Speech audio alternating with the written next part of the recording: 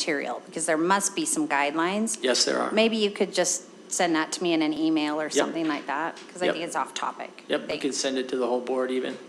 Yeah, we put together guidelines to help teachers in their selection of those materials. So continued language in the Senate bill, the local school board shall make instructional material that the school district uses readily accessible and available for parents to view. Establish an open process involving educators and parents of students enrolled in the LEA to review and recommend instructional materials for board approval. Okay, so this just made me think, when you said that about supplemental material, will you also say something about how parents know what supplemental material is being taught in their classroom, in their kids' classrooms? Help me understand, Julie. Well, as a parent, I have full transparency to know what's going on in my kid's classroom. So if a teacher is teaching from some material that wasn't board approved, how do I know what that material is? What's our process for that, I guess, is my question? Yep, so instructional material is what Senate Bill 55 is speaking to. Now, this is where, again, we're running up against the definition of supplemental material. So supplemental material in House Bill 55 is saying, again, any material that the educator chooses to use. Now, sometimes we'll make, it's not a mistake, it's what we've historically used is this material supplements the core material that we've gotten. So this supplemental word is a vocabulary conundrum for us because it can be confusing in the new use versus how we've used it historically. To your question specifically, in secondary, the good old disclosure is probably your biggest lever for showing parents, here's the novels I'm going to use, here's the material, instructional materials I use, both district and what historically I've used as supplemental as well. Oftentimes it can be seen in Canvas, what the teacher's using as well. Maybe in order to make sure that we are speaking the same language. I think I'm talking about when I use the term supplemental material, I mean it as it is spoken in the bill, meaning non-approved material.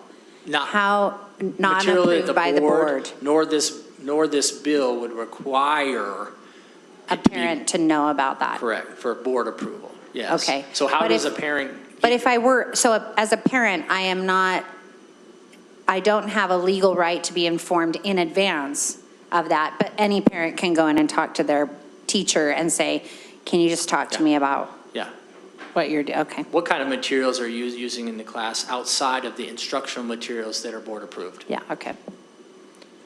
But transparently, we haven't created a process where every teacher must pre-approve any of those things. I can't imagine the feasibility of that. Logistically, it would be challenging. Yeah. And I think, I don't want to speak to the legislator who wrote the bill, but I think in creating that supplemental, it acknowledges that there are these materials that teachers may be selecting and doesn't add requirements to that. And I appreciate, because that legislator said, nope, our schools are partnerships, and our teachers and our, where this logistically is impossible, our teachers and our parents will work it out together. And I appreciate them believing in that. Superintendent? Yeah, I'd only say the parameters for those ancillary materials would also include any relevant state board rule, state statute regarding and expectation of alignment to standard, age appropriateness, and relevant or information that's germane to the topic. So including all the expectations around sensitive materials as well. So there are those guardrails. So there's ancillary materials that can be used in the classroom, but it still has to meet the expectation of state board rule and state law, as well as board policy. And that's part you had asked earlier, Julie, what kind of guidelines do we give teachers around their selection of supplemental materials? And it's very much that, and a few other guidelines as well, and we'll send that forward to you. Just again, quickly hitting the big pieces of Senate Bill 55. Post the recommended learning material online to allow for review. Before adopting the recommended instructional material, holds at least 2 public meetings on the recommendation providing opportunity for opinion. And so you'll remember in our last board meeting, we had one review of this action item for tonight, and tonight would be the second. Adopts or approves the instructional materials in an open board meeting. Adopt a supplemental materials policy that provides flexible guidance to educators on the selection of supplemental materials using the educator's professional judgment. So this question that you asked earlier and the guidelines that we put together will be coming in front of you as well. Also want to, just as a reminder, we have teachers who are waiting for tonight's materials, and so that's why we truncated this action item into a study session. It's usually not typical to have an action item in a study session, other than we're just trying to get these materials to teachers.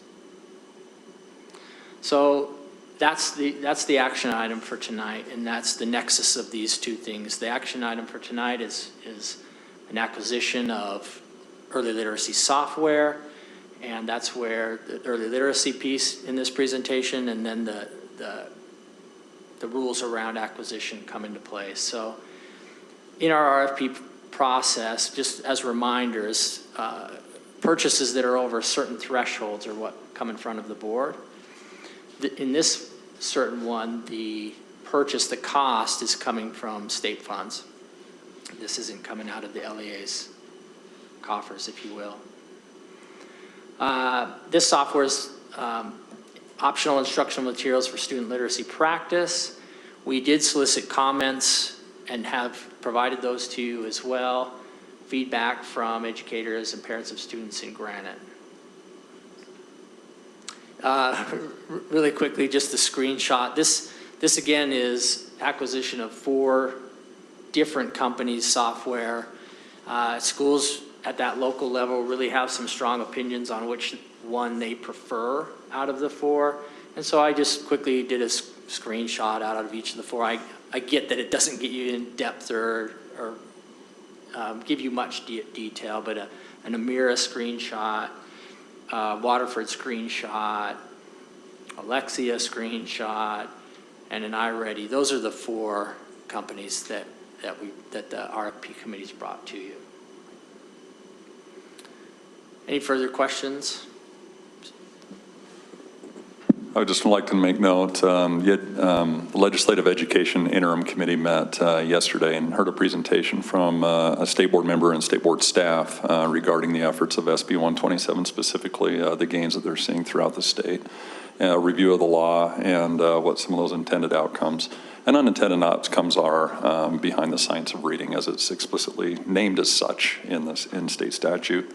So there are across the state seeing some gains in this effort generally. This particular piece of it is only but one piece of it, piece of that effort, and it really comes from State Code 53G10-306, titled The Science of Reading Curriculum, where it states each LEA shall adopt Science of Reading Curriculum and Intervention programs as advised by the Science of Reading Panel. That Science of Reading Panel is a panel of experts under the Utah State Board of Education. And what you see before you is the result of an RFP that met the qualifications outlined in state statute.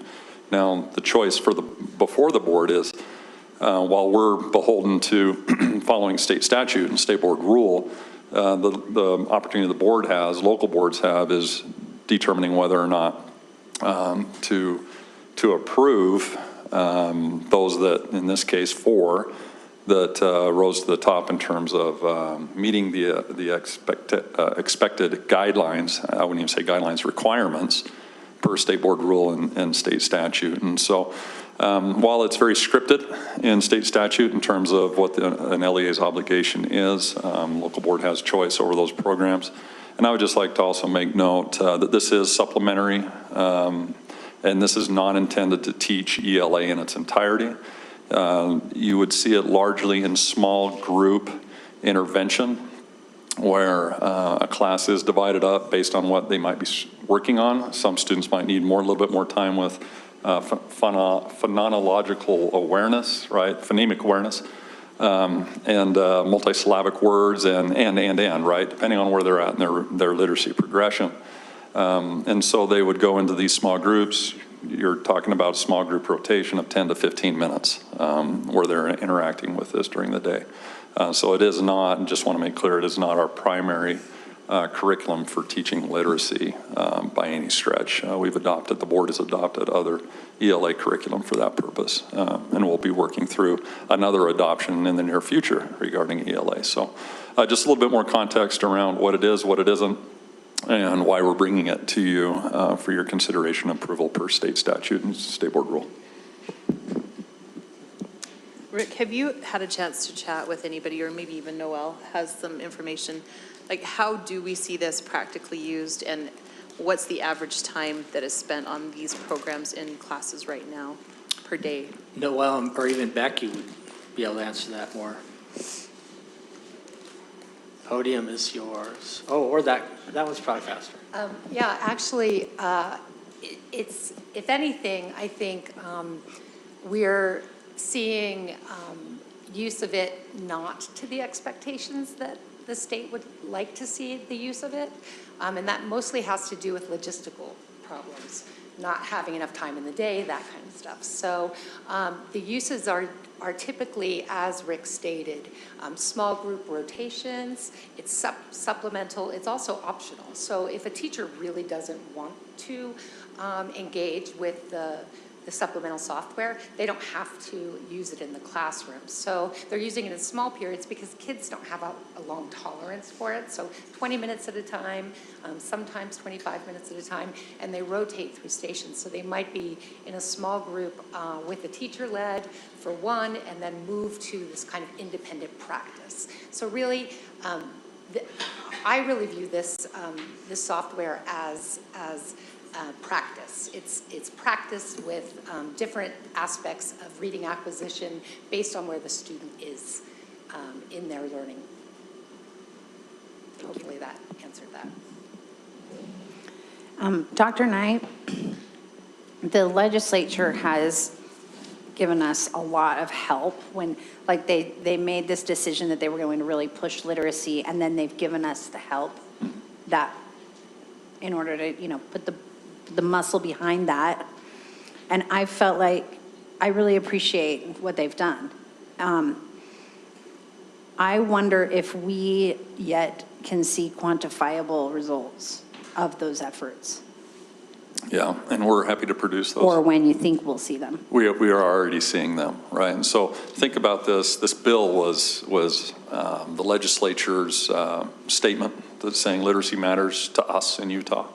And so it has multi-prongs, right? So higher ed has an obligation in their teacher preparation programs to teach the science of reading to teachers and have them pass, per USBE, literacy proficiency teaching assessment.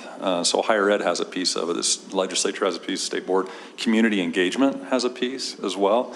And so it really is, and clearly public ed has a big piece of that. Part of that bill is we've been the beneficiaries of state literacy coaches that have come into our schools and provided additional FTE support in those early grades, particularly for some of those schools that may be struggling a little bit more. In the state board report, for those schools that have literacy coaches, they've already seen growth 5 times greater than those that haven't, right, for the addition of this resource. And so we're seeing that in our own schools. In fact, I met with a principal who has a literacy coach, would say, would it be helpful if I wrote the legislature and told them the positive things we're already seeing in terms of students being able to access literacy and being able to get the interventions necessary. So we are seeing some benefits. It's a years of implementation. Another part of that is progress monitoring, meaning how is a student progressing in their growth, being tracked, and it is an expectation per SB 127 that the teachers do progress monitoring. And so we're already seeing elements there in implementation. Now it's the first year of implementation. There's still some bumps and challenges that we're working through, the state's working through. But per the state board's report yesterday to the Ed interim committee, they've already identified where there's been increases where there was a dip at COVID literacy, but it's really been a flat line in proficiency across the state since 2014 when we began to as a state gathering that. that information. In fact, actually, I would say in 2017, there was an expectation the state uses the same Acadians, formerly known as DIBELS. DIBELS back then. Yeah, formerly known as DIBELS, because some LEAs were using other literacy measures. So the state legislature, the state board have identified these resources tools that are common so we can measure the change of any given effort. And that's really what we want to be able to do and demonstrate, saying if the legislature allocates certain amount of funds and LEAs, districts, charters, implement with any degree of fidelity in that space, what intended or what impacts do we see on students. And so it's early. There have been, per the state board, there have been some areas where we've already seen improvements, and it's expected to build as we get better with implementation. That is a long answer, maybe an answer to your question, but just a little more context around the many moving parts that's informing this change as a state. I think that I'm just ultra aware right now that this is an area where the state and the LEAs have really come together to work as a team, and we're seeing success from that. And it's a great moment to point it out and to say, see how well we work together, and we appreciate your efforts, and we appreciate the collaboration. And I don't know, I've never done anything like this in a public meeting, but I think it would be an awesome thing for our board to figure out a way to recognize that and show appreciation to our state and let them know what the impacts were of that bill when the time is right. Sure.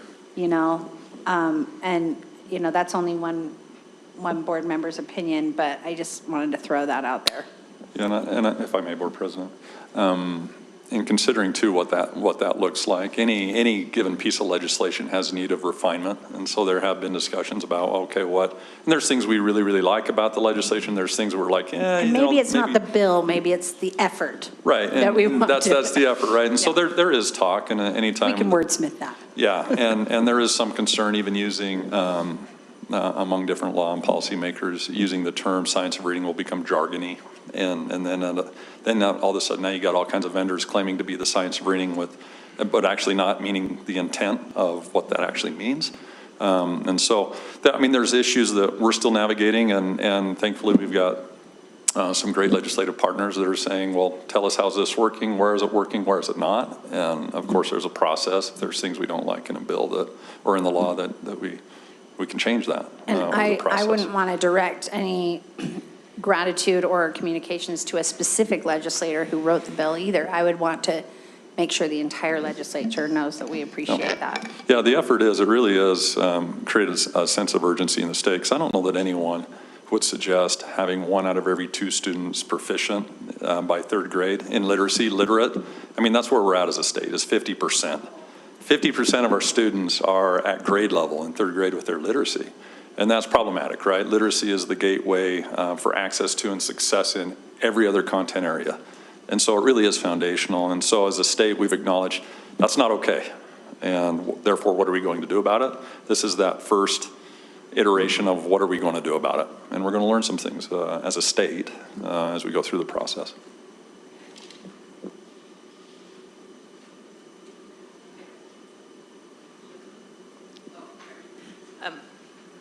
Do you mind if we do Connie first and then, sorry. Go ahead, Connie. I am grateful for the K-3 and those children, those students will benefit a great deal from it. I also worry about those that were in those grades during COVID. So is there any way to help those junior high students that are there now that missed out on so much of that early literacy?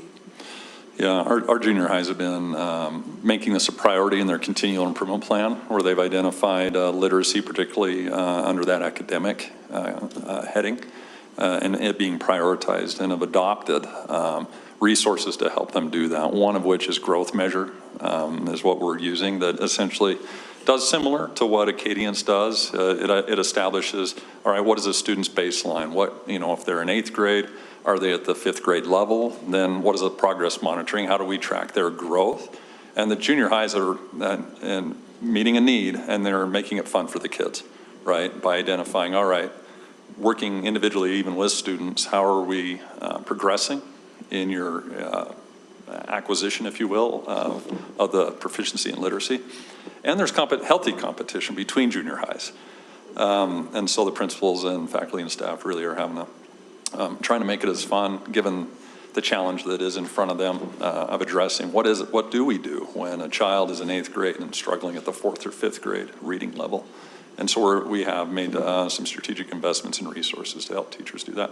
Because you can imagine if you're an 8th grade teacher, you didn't necessarily go into how to teach reading at that point, right? I mean, that's very much an elementary role and responsibility. So, and I tip my hat to our English language art teachers and I would say all teachers, because depending on how the continual improvement plan is written, they make literacy a cross-content area priority. Meaning if I'm a science teacher, how am I teaching principles of literacy as well? Because I'm in the presence of science vocabulary, which has very much a literacy component to it. But they really are diving in and saying, okay, while I may not have received formal training on how to teach reading, what skills do I need to help this 13-year-old come up to speed with where a 13-year-old ought to be in their literacy at grade level? Kim? I know our RFP process does not involve vetting the companies that are providing the curriculum. We rely on the state board for that piece, right? I've been through the RFP for this, and just to make sure I wasn't missing anything. Our RFP process also does not limit what the curriculum provides, right? We ask for it to fulfill certain objectives, but we don't say stay away from these things. Am I right about that? Yes, I would say when a scope of work is written, it's what do we need this resource to be able to do, and then it's vetted according to whether or not they can meet those requirements or that scope of work as articulated. When it comes to things like vetting the company, really it's looking at the product that we're going to use to that end, right? So the company as a whole, to your point, not so much. What they're providing us, then that becomes our focus. Is Board Member Chandler, nothing precludes us from perhaps putting those things in there, but historically we've just asked for these are the things that we want, and haven't gone down the things necessarily. We don't want to see these things, and actually you will lose points if we see any of those. But I don't think there's anything that would preclude us from doing that. Okay, but as of today, right now, that's... Yeah, like even this RFP did not include these are the things we don't want to see. It just had the things we wanted to see, and points were awarded for those. But to that point, it is an expectation of the vendor to abide by all applicable state board rule and state law in terms of what their product does. And if any part of that violates that and what we're purchasing, then that becomes a different conversation. And we have general language that speaks to that in there too. And there was some protections put in there by the legislature that suggested if a vendor changes anything within their curriculum, they have to give us notice, and then we can vet that, whatever those changes are. Because as you can imagine, and we've seen this, right, where someone adopts a resource, a curriculum, the vendor changes something that's not in keeping perhaps with the values of the board, administration, or the community, then, so now the vendors have to give us notice if and when they do make substantive changes. Yeah, especially with digital and cloud-based. Yes. Back in the paper days, they couldn't do that. Could either of you speak to the state process in that regard? Does the state promulgate restrictions of that nature that Kim is describing at their level, at their procurement level for curriculum? Per procurement code, it wouldn't preclude us from doing it as far as the state doing it. I'm not aware, but the code doesn't specify. Right, I'm just curious, in the example of where the state is the one that's actually doing the vetting process, do they go through that process is part of their process to identify certain restrictions? Have you ever encountered, I'm not expecting you to speak on the state's behalf, but I'm just curious if you know. Speaking to my experiences, well, as a once deputy superintendent for the state, that wasn't included at that time, but that's been some time ago. also wanted to note that, I've mentioned this before, this shouldn't be news to anyone. I'm not particularly a fan of all the electronic curriculum. I know there's debate about science of reading in particular, but I realize we have state law around this. But because of my feelings on this topic, I found the public comment 2 weeks ago interesting, and I actually went back to read the code and see exactly what it says, and I agreed that it doesn't actually say we have to have software as our solution to this requirement, right? So we're not following the law if we didn't have these software programs. Another interesting piece to me was that the term evidence-based, as it's written in code, which is a requirement for intervention, is defined specifically to exclude software programs from having to evidence any effectiveness. And I just found that interesting, that it seems to defeat the purpose, right? And so, yet here we are looking at software programs. And so those are just two pieces from my side where I would prefer that we took a different path here. Rick, do you know if we took a different path, would the state still pay for it, or do they just offer paying for these? I couldn't speculate on that. I'm not sure. Becky's saying no. No, this is money this is. Speak, yeah, use the mic before video. Yeah, this is money that is specified for early interactive software programs. It's not for anything else. So I just want to make sure I understand then the result of that question and answer. So the alternative, there is no alternative to electronic software for this particular state requirement, or there is? And if there is, what would it look like? So what Board Member Chandler is saying is in the law or rule where she read, she couldn't see software designated. Becky's saying, yes, it is software designated. Is that? Yeah. So yes, what Board Member Chandler is referring to is that the legislation specifically speaks to evidence-based literacy as teacher facilitated, and all of the practices that are best practices in literacy acquisition. And they specifically say software cannot do that by itself. So that's really what they're teasing out there. What SB 44, about that? You keep me honest on that one, but the early literacy legislation and then the funding that was associated with that specifically for supplemental software literacy programs. And it's specifically, and that's where the supplemental language comes in, Julie, is that it's saying this would never be a standalone. We would never, ever have a software program teaching our children. It's meant to be used in small doses as a very supplemental thing, practice, basically. And apologies, I didn't include Senate Bill 44 in this presentation.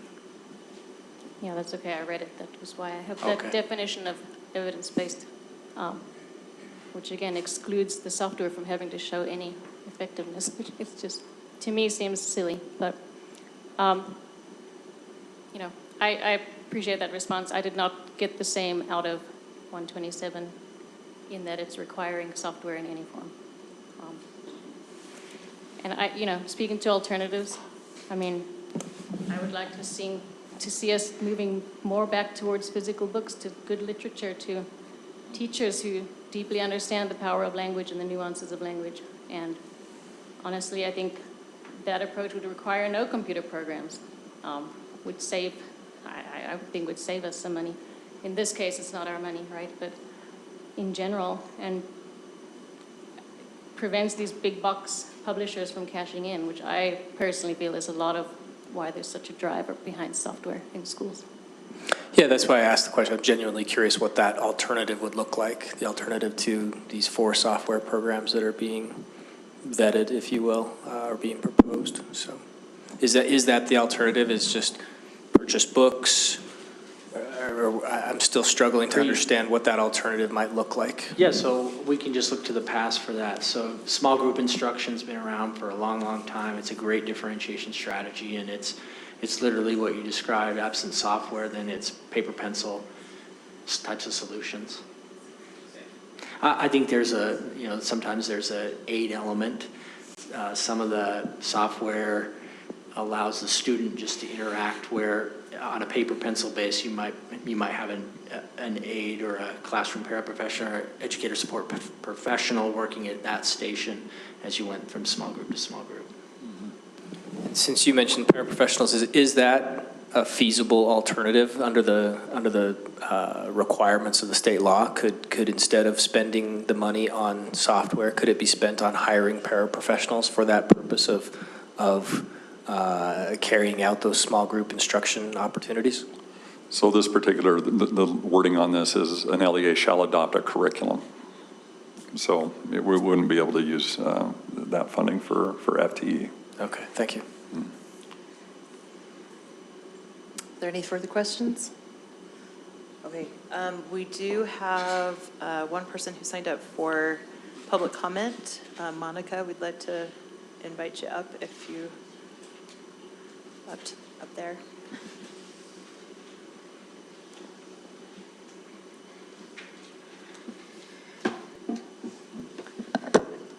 Okay, thank you. I'd like to preface my comments with just a reminder of a few statistics. At my children's high school, 20.9% is the English proficiency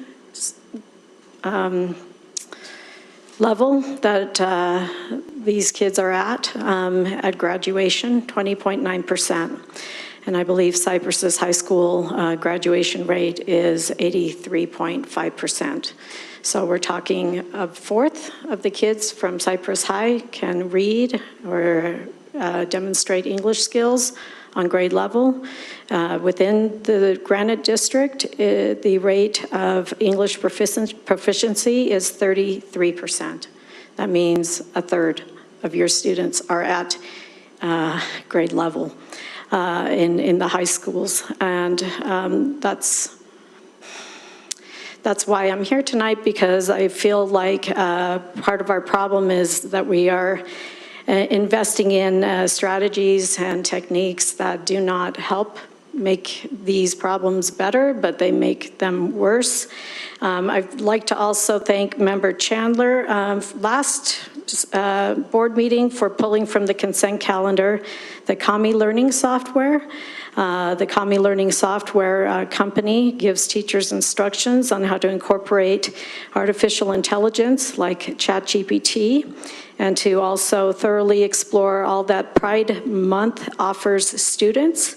So Kami encourages student sexualization, and I'm grateful that Member Chandler voted against that. I'd also like to point out that there's a certain irony, because Kami's ChatGPT instruction cautions against ChatGPT as a cheating tool, as if the use of Kami itself, which turns the teacher's job of teaching over to a software program, were in a form of cheating that cheats the students out of professional and personal instruction. So I would really like to encourage the Granite School District Board of Education to keep that in mind, that we are basically outsourcing our instruction to tools that are a poor substitute for face-to-face instruction. And so here we have the science of reading now. Abraham Lincoln read at his mother's knee, and this was typical of his time. Society had not yet concocted convoluted, overcomplicated communal approaches to the individual skill of reading, so young Abe dodged that gaudy silver-painted bullet that is now ripping through the youthful minds of millions of school kids, including those in the district. This bullet is called the science of reading. It is calibrated to kill the natural love of reading and any original thought that it naturally yields. SOR, or Science of Reading, is a deficit-based dogma. It's based on the premise that children who learn to read fairly effortlessly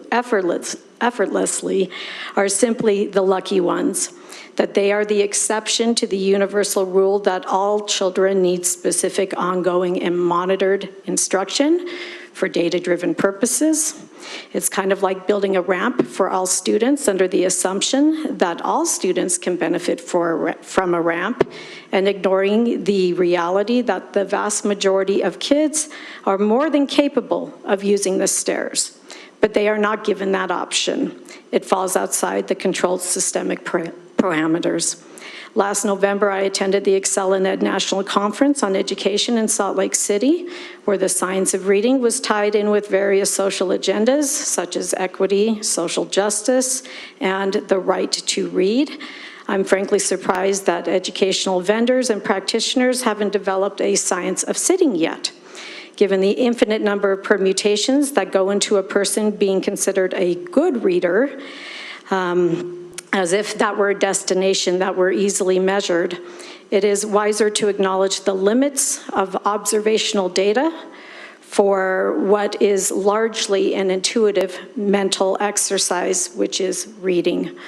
If you and I, in learning to walk as babies, were forced to deconstruct every step, every knee bend, and every toe placement along the way, surely we would struggle to walk as much as many struggle to read under circumstances and programs that heighten self-consciousness in the process of the task, because at that point, reading has become the task.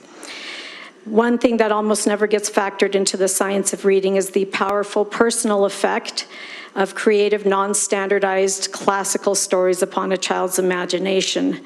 This is perhaps fortunate because, heaven forbid, the inevitable weaponizing of the data collected in that depletive effort to extract this precious data from a child's brain.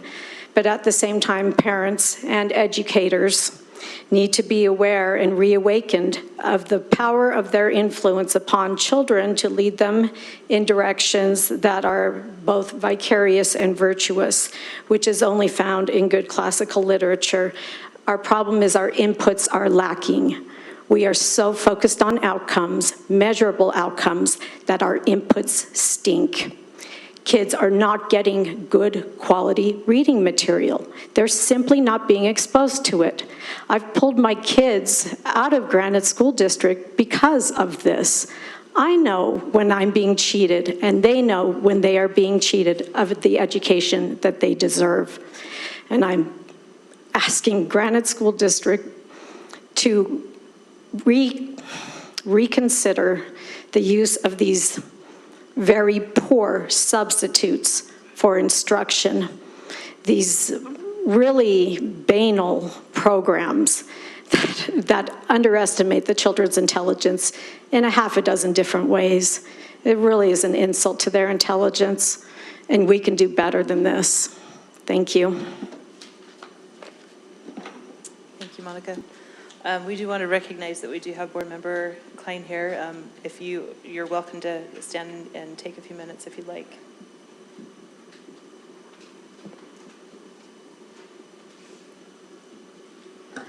Hello, Board. I'm grateful to be here, and thank you for giving me an opportunity to just say just a few words, listening to this discussion on the science of reading and possible alternatives that you could consider. Granite School District in 2022 received just over $69,000 for the school library books appropriation. Effective this year, that appropriation was redesignated as the Flexible Allocation Program for Utah's minimum school program. Basically, this means that LEAs now have greater discretion in how the received funds get spent, meaning that you could put this funding towards the purchase of classical literature that lifts and inspires and that speaks to universal truths that transcend race, ethnicity, and gender. Literature that demonstrates complexity of language and syntax, it's original in thought, and whose lessons and morals have stood the test of time.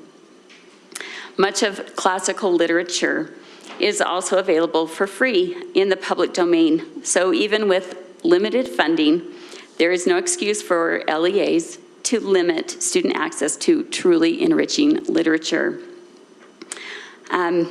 Also, the law, SB 127, requires a reading software that produces or demonstrates a statistically significant effect size described in Section 53G 11303 in order to be used as an instructional material. So nowhere does it define what personalized interactive reading software is. Software is simply a content that's used on hardware.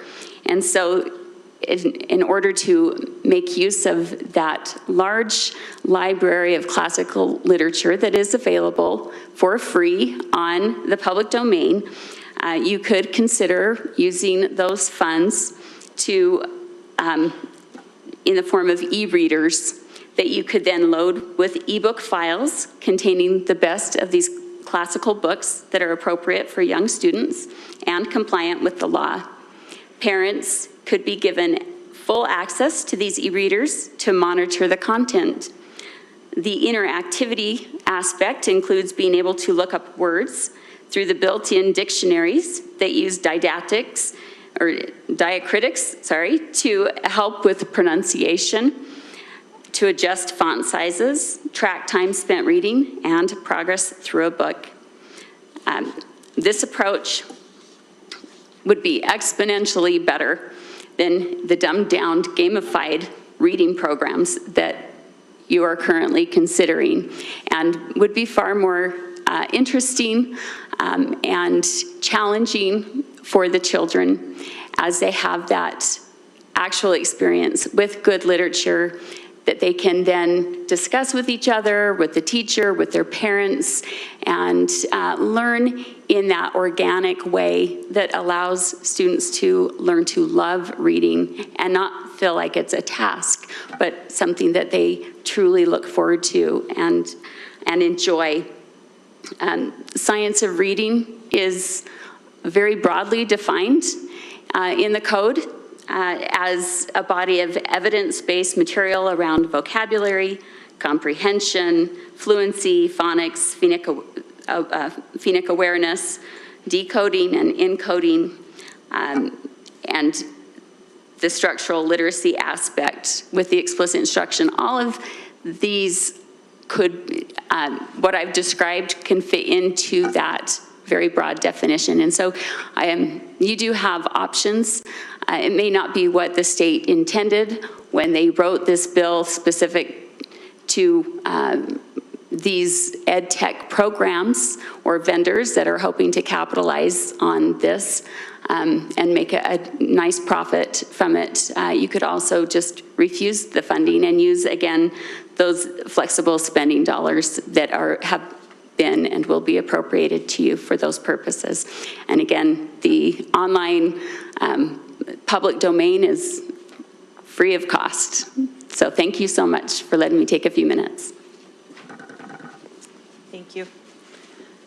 All right, are there any other further discussion, questions? Okay, can I entertain a motion? Oh, go ahead, Julie. Can I have permission to ask another question, a clarifying question of Board Member Klein? Board Member Klein. So, you know, what we're talking about is... Sorry, would you mind going up to the mic just so we have it? Thanks. What we're trying to do here is, this is for the K-3 age group, which is reading to learn, right? And as far as I understand about reading, there's kind of two big philosophies out there. One is very much phonemic, and one of them is really whole language, where this child will like look at the first two letters and look at the picture and kind of guess at what the word is going to be. Is that called the whole language approach? Thank you. In what you're talking about, are you kind of arguing for a whole language approach to teaching literacy? Oh, no. I don't think I said anything along those lines. You did not say anything Yeah. along those lines, but I was trying to, I felt like what you were saying is that,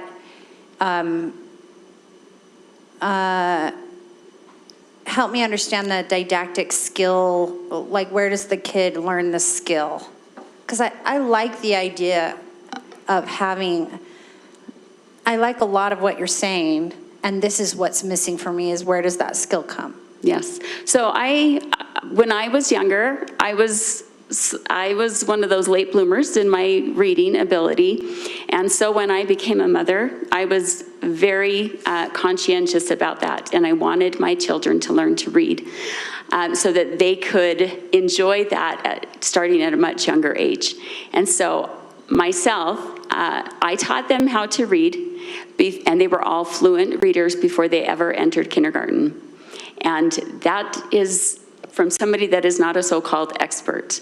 And it's simply by sitting with them and having good books, simple phonic books is what we started with, where they learned the sound of each letter, and it doesn't take some fancy program to do that. I think most of us could attest to that. We didn't have these kind of programs when we were young, and somehow we are all literate. Isn't that a miracle? So it is something that it happens better on a person-to-person basis, where you choose good literature that engages the child's imagination. You don't have to do a fancy program to make it happen. You start simple, and then you work your way up. And it is very natural for most children. There are a few that struggle. But if they have the one-on-one attention that they need, and the books that are engaging, that inspire their imaginations in the best ways, uplifting and inspiring literature, it will happen. And we can do that. It just requires us to have more intentional one-to-one interactions with the students. And that doesn't mean putting them on tech, where we drill them incessantly on sounds. I've looked at many of these programs, I went through it, and many of those don't even include the letter on the screen when they're teaching the sound. And so it makes it very hard for them to connect what they're actually learning. And it looks more like a language program where they're learning to speak the language, where most of them come into the school already speaking fluently.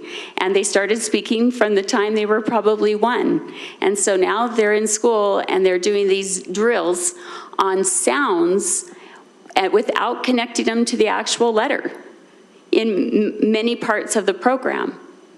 And I don't know how we expect them to make a connection that way. It's really infantilizing, even for the youngest of students, to just make them keep saying the sounds over and over again without actually connecting it to the letters and the words. And if we teach them to read, or we share good stories with them, and we let them follow along with our finger, we don't need the pictures to give them clues, although children always like that.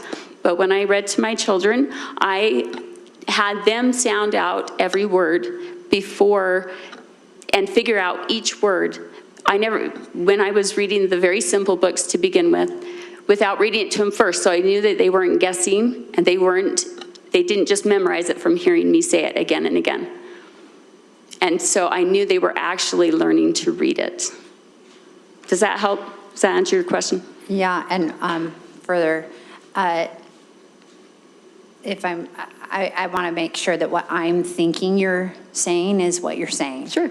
I'm trying to imagine what this looks like in the classroom, which isn't that hard because, like you said, none of us had software in our classrooms really. But I'm imagining that what this looks like is that the teacher teaches the skill, and then they move to a small group where what they do is practice independently the skill in a book, reading, rather than have the software try to reteach the skill to them. Is that how you're envisioning that? Yeah, I just think the technology takes that personal aspect out of it and makes it just depersonalizes it. And children learn to love reading largely because it is interactive with whoever is teaching them. And if you take out that human experience, then it just becomes another computer game that, again, they get bored of very quickly because it's very monotonous.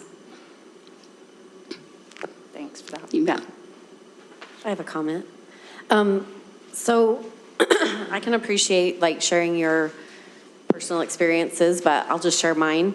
I have 3 children, and out of my 3 children, my middle son did not learn to read by 3rd grade. And it was nothing I had done differently than my other 2 children. He struggled with reading, and no matter what we did, it was very hard for him. And so pulling him out into small groups and letting him listen to some phonetics and different things with an instructional, with a reader, one-on-one did help him become a reader, but it was until 5th or 6th grade that he was actually picking up a book to actually read it on his own. So I appreciate that, yeah, everyone's experience is, you know, yeah, we want parents to do that, but not every child learns the same way.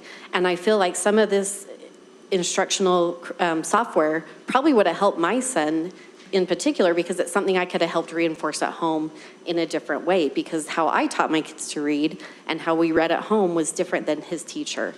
And then his teacher was different than the reading aid that came in and would help him.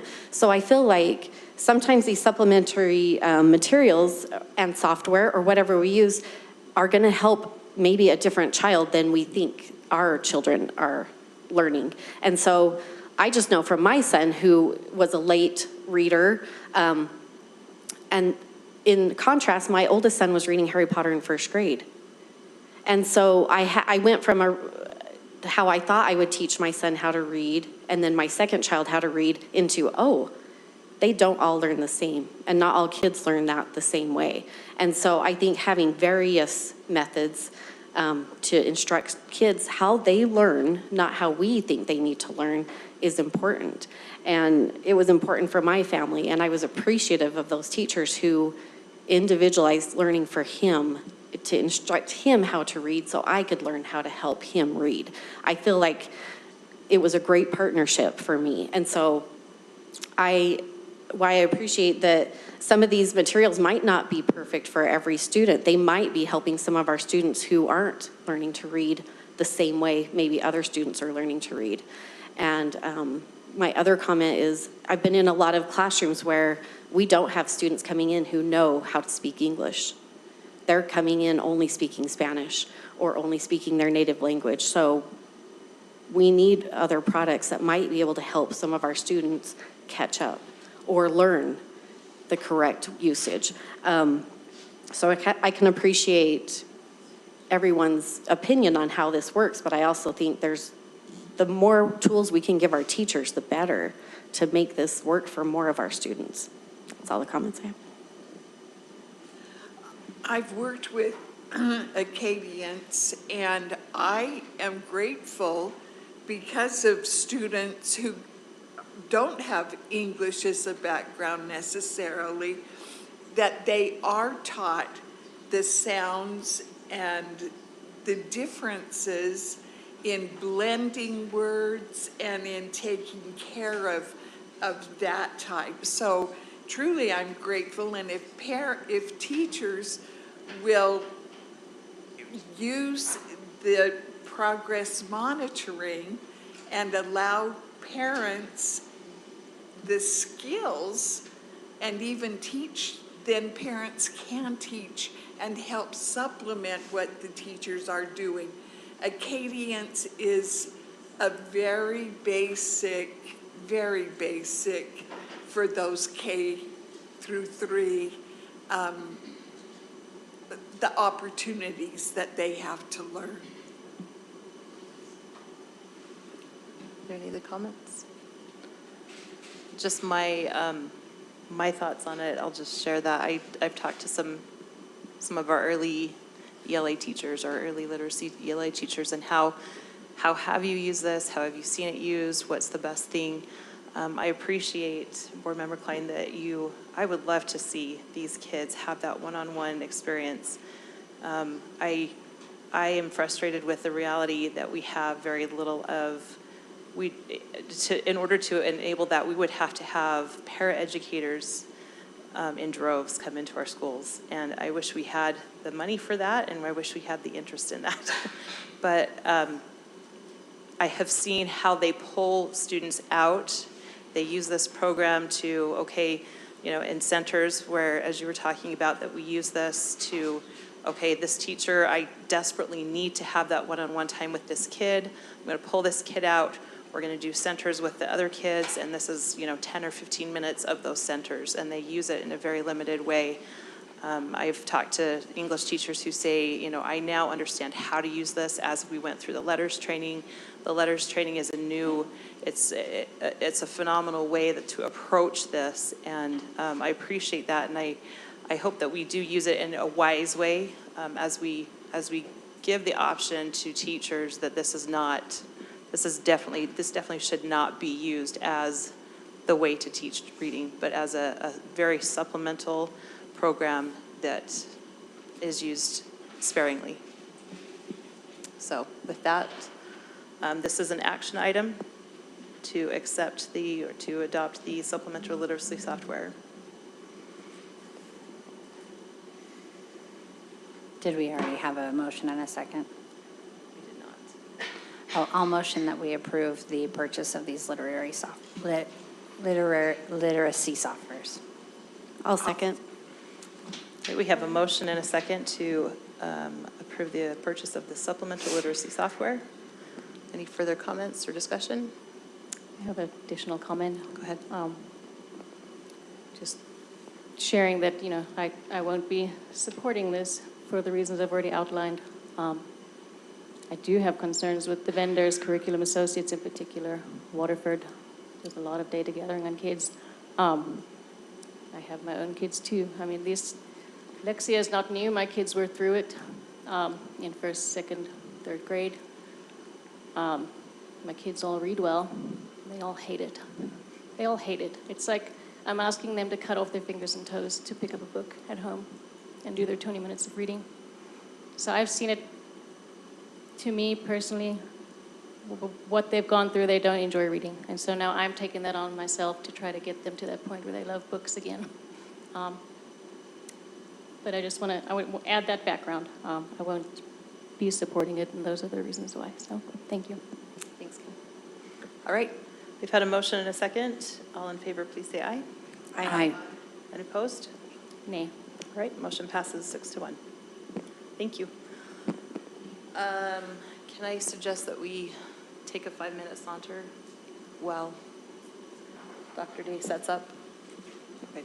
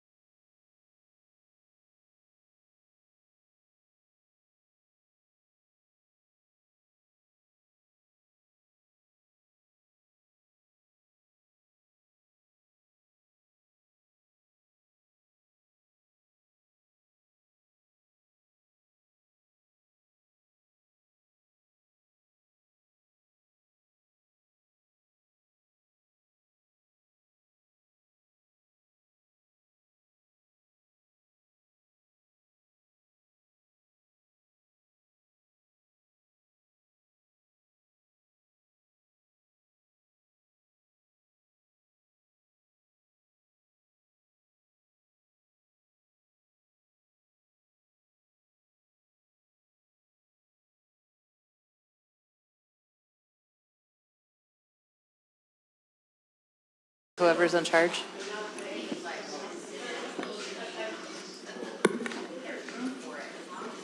Bryce, you ready? Benjamin, are you ready? He's talking to his girlfriend.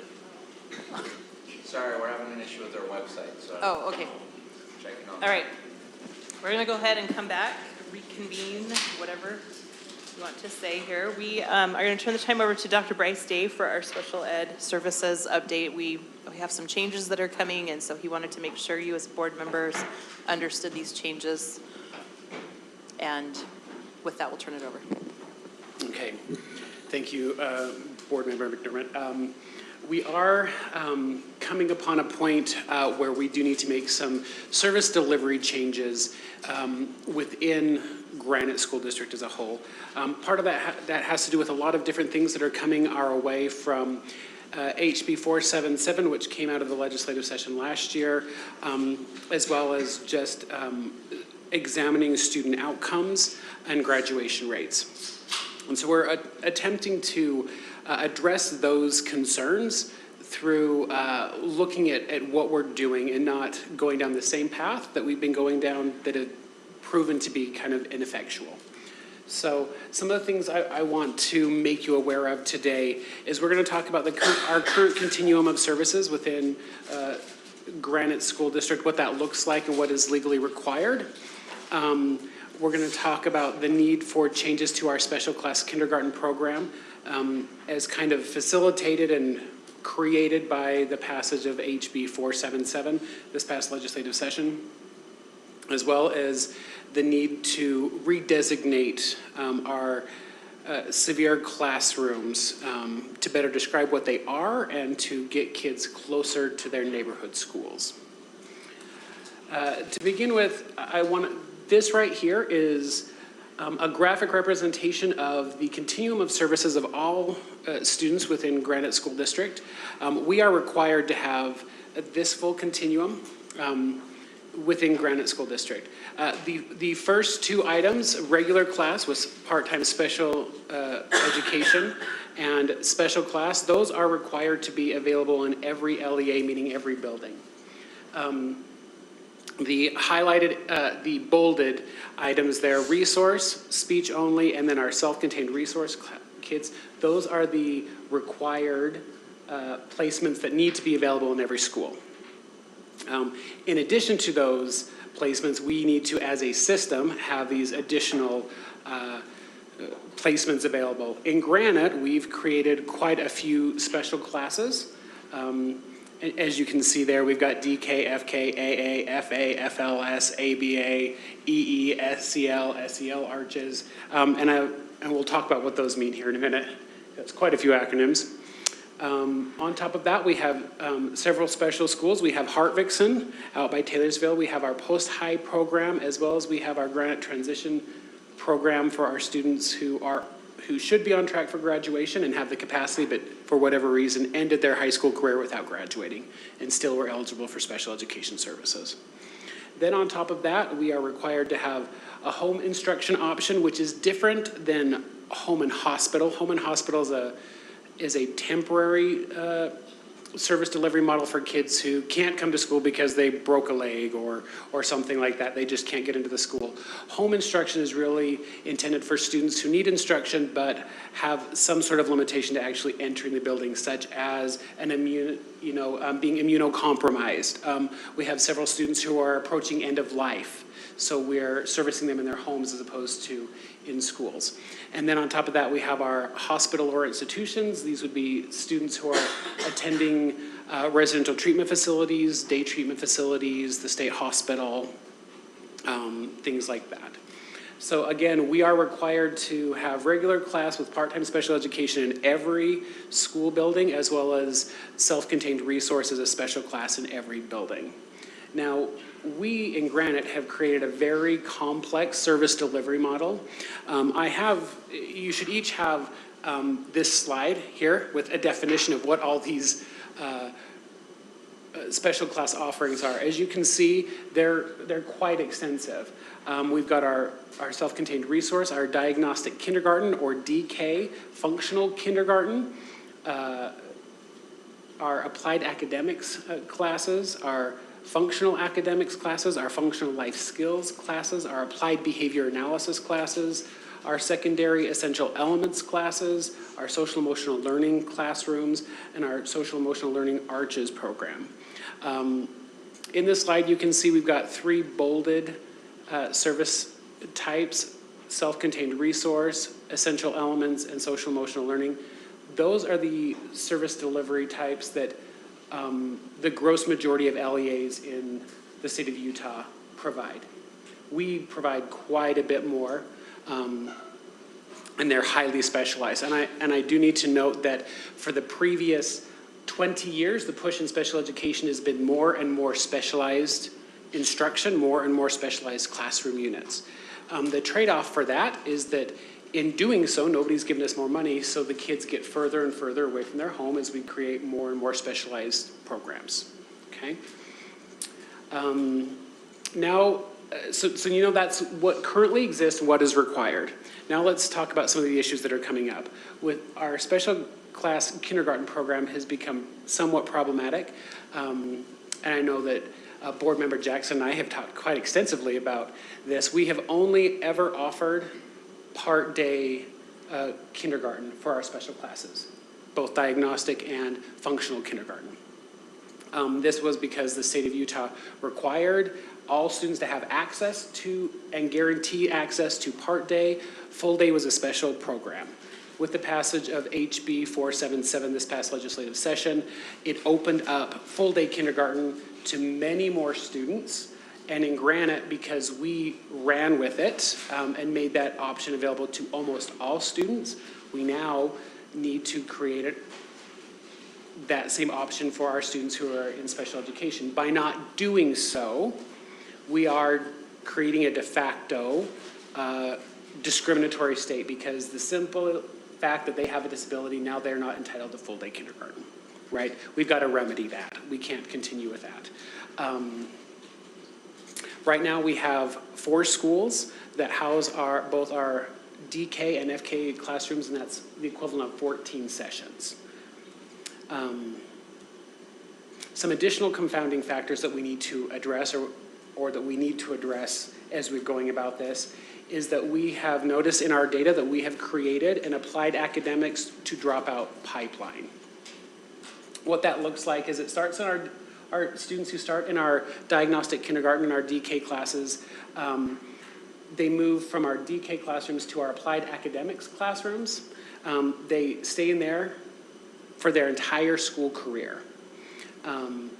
Credits are typically withheld from those students because teams feel like they need to move on to our GT score or our post-high program, which is really intended for our students with significant cognitive disabilities.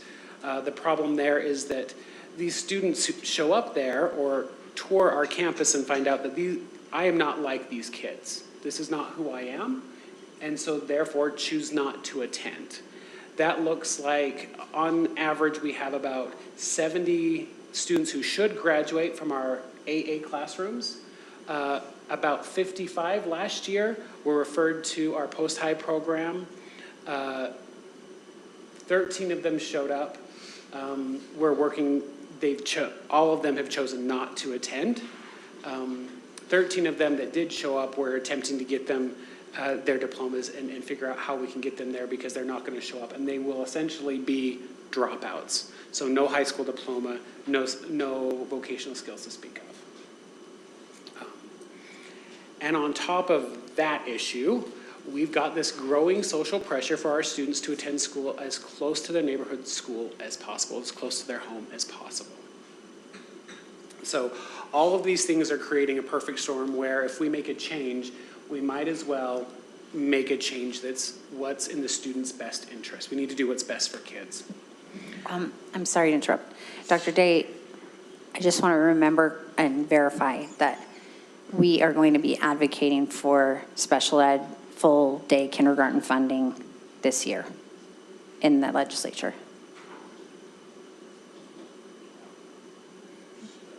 For SPED. Isn't that something that, I mean, I feel like I've heard that people saying, yeah, we're working on that and we think it's going to happen next year. So, no, I am working on a work group right now with Senator Judkins to address some additional special ed funding. Special ed kindergarten funding is not a thing. This issue that is a creation that we as Granite School District have created. I know that. I was kind of going back to some of our other conversations and maybe the last slide where we were talking about kindergarten and the fact that it's part day and that many of our sped kindergarten families are saying, we need that full day. Like, right. Can we And that's make that what we're going to happen? address. We are going down that road of fixing Okay, that. thank you. Okay. Okay. Yeah, two efforts going on, right, per the full-day K legislation that passed last year, moving that funding to the WPU as part of a regular enrollment, right? Yep. So if a student qualifies for special education services, that we still get that funding, or however I should say, there's additional SPED funding efforts currently Right, that are being going taken. on right now to address, that will also support this issue as well. So what we've, in addition to, when I'm talking about getting kids closer to their homes,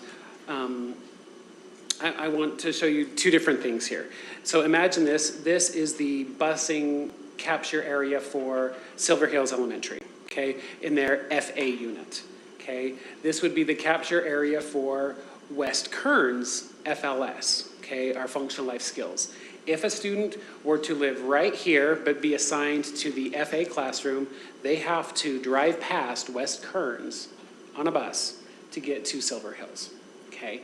And you can see those capture areas overlap, and that student is passing by a perfectly good school right there. And in some instances, these routes take students in excess of an hour to get to school. When we're talking about students with some significant cognitive disabilities, that's already setting the student, the school, the teacher up for a lot of behavior, okay? In addition to that, we've got this thing going on where we have core standards being taught in schools, and we have essential elements, which is the adapted core being taught. In Granite School District, we have diagnostic kindergarten, applied academics, our social emotional learning classrooms, which teach the core standards. Our essential elements are taught in our functional kindergarten, our functional life skills, and our applied behavior analysis classrooms. We have this weird, strange little overlap with these students who have some splinter skills. And we've created these functional academics units which were intended to address those splinter skills. What we have found over the last 20 years is that these classrooms don't function as what we had intended. They start to look very much like and function very much like our functional life skills classrooms. So there is, in essence, very little difference between our functional life skills and functional academics. In fact, there's greater diversity between our different functional life skills classrooms based on the group of kids that's there together. So some of the changes that we want to make, or the motivating factors behind those, are one, we need to offer full day kinder and be non-discriminatory to our special ed students. We need to address this DK to AA to dropout pipeline, and we need to allow more special class students to attend closer to their homes. So the way, have access to their neighborhood peers and to decrease some excessive bus rides. So what we're going to do, well, we've got a couple of options. So let me run through the options for you so you can see where our work group has gone and why we're settling on a very specific recommendation. First of all, we want to redesignate all of our functional academics and functional life skills classrooms to be essential elements. That better describes what's actually being taught there. It's also equivalent across LEAs. Almost all LEAs are redesignating either their functional life skills, their life skills classrooms, whatever they call them, to be essential elements, because that's the core that they're accessing. And on top of that, we want to either maintain the current model that's been established and increase DK and FK programs to full day. That's an option.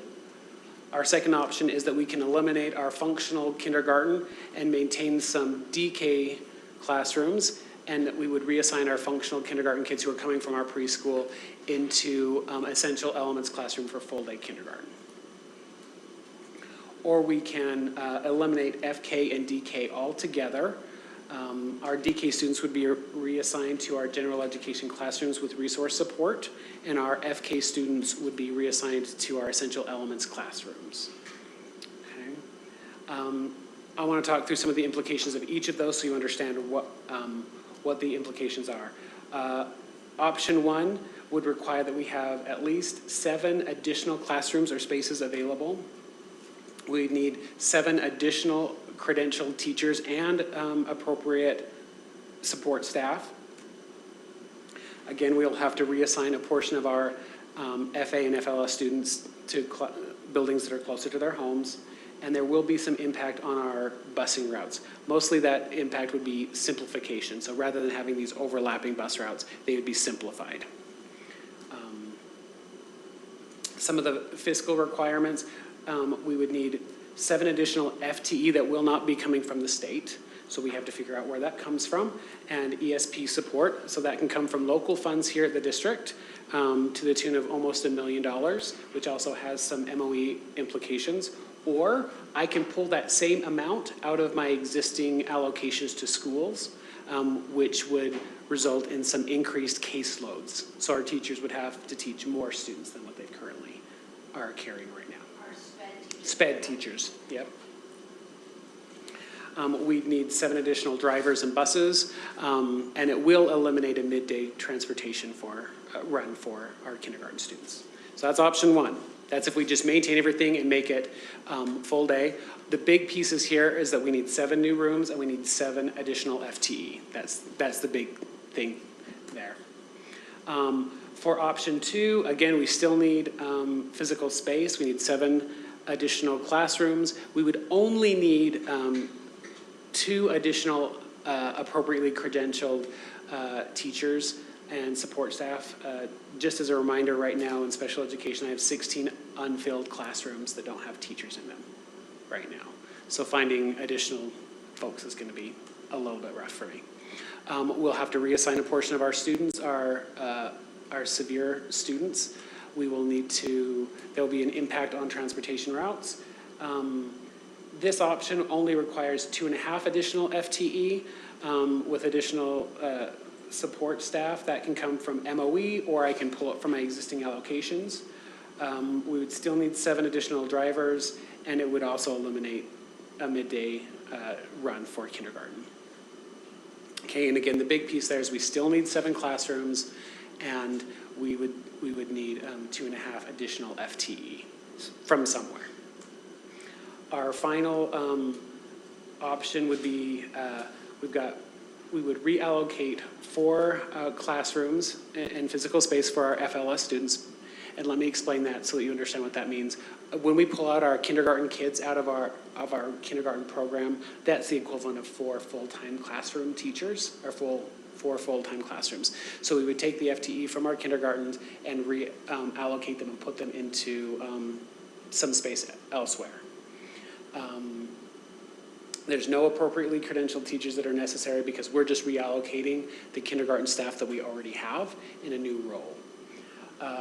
There would be an increased need of paraeducator support for our resource teachers in our general education settings. We would still need to reassign our FA and FLS students, and there would be some impacts on transportation routes. Again, that impact would be simplification of those transportation routes. The fiscal requirements would be 0 because, when it comes to FTE, because I'm just using what I already have in a new way. There would be some additional ESP allotment for our resource classrooms. We still would need additional drivers and buses, but it would eliminate a midday run for kindergarten. And I do need to say, when we simplify the busing routes to make those capture areas smaller, the time on a bus is considerably shorter, and there may be the ability to use those buses for other runs as well. Okay, so what we as a department, in collaboration with our school leadership and improvement directors, our space planning, our transportation department, is that we want to recommend redesignating all of our FA and FLS classrooms as essential elements. We do want to eliminate our FK part-day programming and reallocate them into our essential elements classrooms in a full-day manner, so they would have access to full-day kinder. We want to assign most incoming DK students into our general education programming with some resource services. We do want to reserve the option of 3 DK classrooms for our students with intense behavior needs. That's a need that still exists. We're not sure what that would look like. Coming in, I can tell you that last year we had about 15 students who came from the preschool with some intensive behavior needs, and we only moved 5 kindergartners from general education into our DK classrooms this past year. So with the 3, I'm assuming that means that you'll have one like east side, central, and west side? Is that Yes. what that means? Okay. Yep, that's what that would look like. Bryce, can you, and if we need to hold off on this answer, that's fine. Number 3 gives me a little heartburn because you're putting kids right back into mainstream classes. Can you define what resource services means? If I'm a teacher and I know all of a sudden there's these kids coming in to my classroom, that would be, I mean, teachers love all kids, but they're thinking, goodness, I only have so much time in the day. I've got to differentiate my teaching already. Now I've got these kids. What does that resource look like? Can I address that in a minute? Sure. Okay. Because that is something I'm going to address. Okay. And then we need additional classrooms. And we do need 2 additional school locations is what that means as well. And then we reassign the students who are currently in our FA and FLS classrooms to new classrooms that are closer to their homes. So what that looks like, to answer your question, Board Member Winder, right now this is what our current distribution is. Okay, we have about 60 DK students, and those students right now are a mixture of a lot of different types of students. They are somewhat lower cognitively, rather compliant. They are some students with autism who have some significant social issues, and then we've got some behavior concerns as well. When we were to redesignate them, what we would do is first we would take a portion of them, and with our most significant behavior needs, we put them in these new classrooms that we're going to create. I do need to emphasize that what we want to do is recreate, we don't want to create the same diagnostic kindergarten classrooms. We want something new that better addresses their needs. So it wouldn't be the same old, it would be something new. Then these kids who would go, the other kids here, we would put into our general education setting with resource, and what that looks like would be they would spend time in the resource classroom, they'd have additional para support that would come into the kindergarten classroom. We're also talking with both CCR and curriculum to talk about specific training to help support our kindergarten teachers. What this actually looks like is we redistribute those kids into our general education classrooms. We're talking less than 1 student per school is what it would really actually come down to. You said one student per school that would move into the gen ed? Yeah, from our DK classrooms into a general education with wraparound services. So it's less than 1 student, essentially. Per school, not per class or per grade? Yes, Per school. And that being said, there might be a school on the east side that has 0 of these kids coming in. There might be a school on the west side that might have 2. That's what that looks like. Did that appropriately address your question?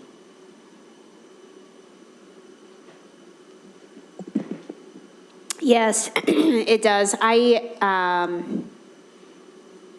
I still have concern with those 1 to 2 kids, though. Once again, what does that support? Can the aide follow the kids? And maybe some of them don't need it. And so that, great. I'm not saying they absolutely have to have that, but it only takes 1 to disrupt an entire class. And that's where when you said 1, I was like, oh, but it only takes, 1. And I'm also not saying, don't misinterpret what I'm saying, that, these kids are all behavior problems. That's not what I'm saying. And I just want to make sure that that resource follows when needed to help out the teacher. I'm just trying to think of this and the teacher in mind while providing the needed services for the kids too. I mean, we're here for the kids. The kids aren't here for us. Absolutely, and it's a very valid concern. We're also, the concern of behavior is bigger than just our kindergarten issue right now. And so I am working with a couple of different departments to look at a new way of addressing behavior district-wide that would be much more comprehensive rather than a special ed or gen ed, but rather we have looking at the development of behavior teams that are in networks that can respond a lot quicker than what we can currently, and to help support those kids and those teachers and those schools in a much more robust way. Because right now what happens is if they're a special ed kid, I send out some support. If they're a gen ed kid, one of our 2 gen ed BCBAs goes out to support and come up with a plan, and then we walk away. That's not real support for schools. It's left up to them. We're looking at how can we do that in a way that better supports them, that keeps like boots on the ground in the school, in the classroom, until we've built the capacity and either taught the student the skills they need or the school itself has the capacity to take over. So that's what we're looking at as well. And then, of course, we move our FK kids into our essential elements classrooms. And so, as you pointed out, Nicole, we are looking at the new DK classrooms, whatever we're going to designate it or whatever we're going to call it. It will we'll take up classrooms either on the east, central, or west locations, or as many as we need. We're thinking we might need 3. We're not sure if 3 is sufficient or if it's way too many right now. And when it comes to rolling this out, what this looks like is we've preliminarily announced to principals about what this change might happen based on any recommendations that the board has. And then we'll announce it later on to our school personnel this month. Continuing this fall, we are going to pull together a group of stakeholders as a focus group that'll include parents, teachers, to talk through, we think we've seen all aspects of this. I don't think we have. We need other eyes on this who can help us understand what some more ramifications are that we're not thinking of. So we want to pull that together this fall. In October, we'll send out a letter to all of our Essential Elements students and their families, informing them of the change to the service delivery and the opportunity to address concerns through listening sessions with dates and locations associated with that. In November is when we'll hold those listening sessions. So they'll have the opportunity to speak with me and my personnel directly about what that looks like, what it'll look like for their students specifically. Then in December, we'll send out letters to all of our Essential Elements students listing their new school locations and noting additional information to come. This is something we typically do anyway with registration when our students transition from elementary school to junior high or from junior high to high school. So we already have a system for sending this out. We'll just kind of increase the volume of what we're sending out to everybody. And then some additional considerations is, again, we want to create a new diagnostic kindergarten program by whatever title that ends up being, and as appropriate with feedback from our stakeholders. And then we're looking at a new system for addressing behavior in schools with general education and special education partnering together rather than being 2 separate siloed behavior systems going on. And that's everything I have. What questions do you have for me? And Board Member Jackson, really make them hard, please. Really make them hard. No matter what, I feel like special ed is always the hardest thing for me. There's just so much that I don't understand. And you're lucky because I already resigned myself to, I'm going to need to just have a one-on-one chat with Dr. Day about this because there are so many questions. So I reserve my questions for our personal interview. Okay. I have a question on reaching out to these families. kind of more specific to your plan, how can they give feedback? What if they're not happy? Do you anticipate them liking these changes or not liking these changes? Kind of what are you, how can they give their feedback the most effective so that they can participate in their kids' education as we want parents to do? When we're looking at feedback and what I envision the biggest concern to be, the kindergarten programming is actually, I don't think is going to be, our school personnel will have issues with it. Ultimately, our families will be fine with it because it's giving them more services. They're there full day. The thing that I am most concerned with is reassigning these students to different schools, our essential elements students. And that's because a lot of them have built relationships with their existing teachers, even though they're going an hour and 15 minutes in a different direction. And even though the social push and the desire is to have them closer to their home, everybody wants that, but what they're going to want is they're going to want me to move their teacher with them, which may not happen. That's the biggest piece, although we are only looking at, for that piece, we're only looking at students who would be in, existing students this year in first grade through fourth grade. Because our fifth grade students will be transitioning, our kindergarten kids are moving too. We want to, and with Ben's advisement, we're going to be holding these stakeholder meetings where they can come to me. Well, I'm going out to different schools to be closer to them so they can come and speak directly to me. In addition, in the letter we're going to be sending out, there'll be contact information for how they can contact our department specifically to address their concerns, because sometimes a listening session in an open forum isn't as comfortable for everybody, so they're going to want to speak to me directly. I'm glad to hear it's multifaceted. I would say, I would just caution when we say, well, I'm here, come talk to me. Mm-hmm. That's never as effective as meeting people where they are, so. Exactly. Which Ben knows, so I would just encourage that we're doing more of the outreach, going to them and a date and time and meeting place convenient to our families, rather than forcing them into the district office and saying, well, I'm here, I've been here all along, you know. Right. So I just want to make sure that we're involving those families and getting their open and honest feedback and listening to their concerns and addressing those. So. Absolutely. In regards to what Karen was saying, I can appreciate this, and I just wanted clarification from, I guess, to understand this better. One student can make a difference, a huge difference. But in regards to that, can parents right now, I'm just thinking there are already some of those kids in our gen ed classrooms.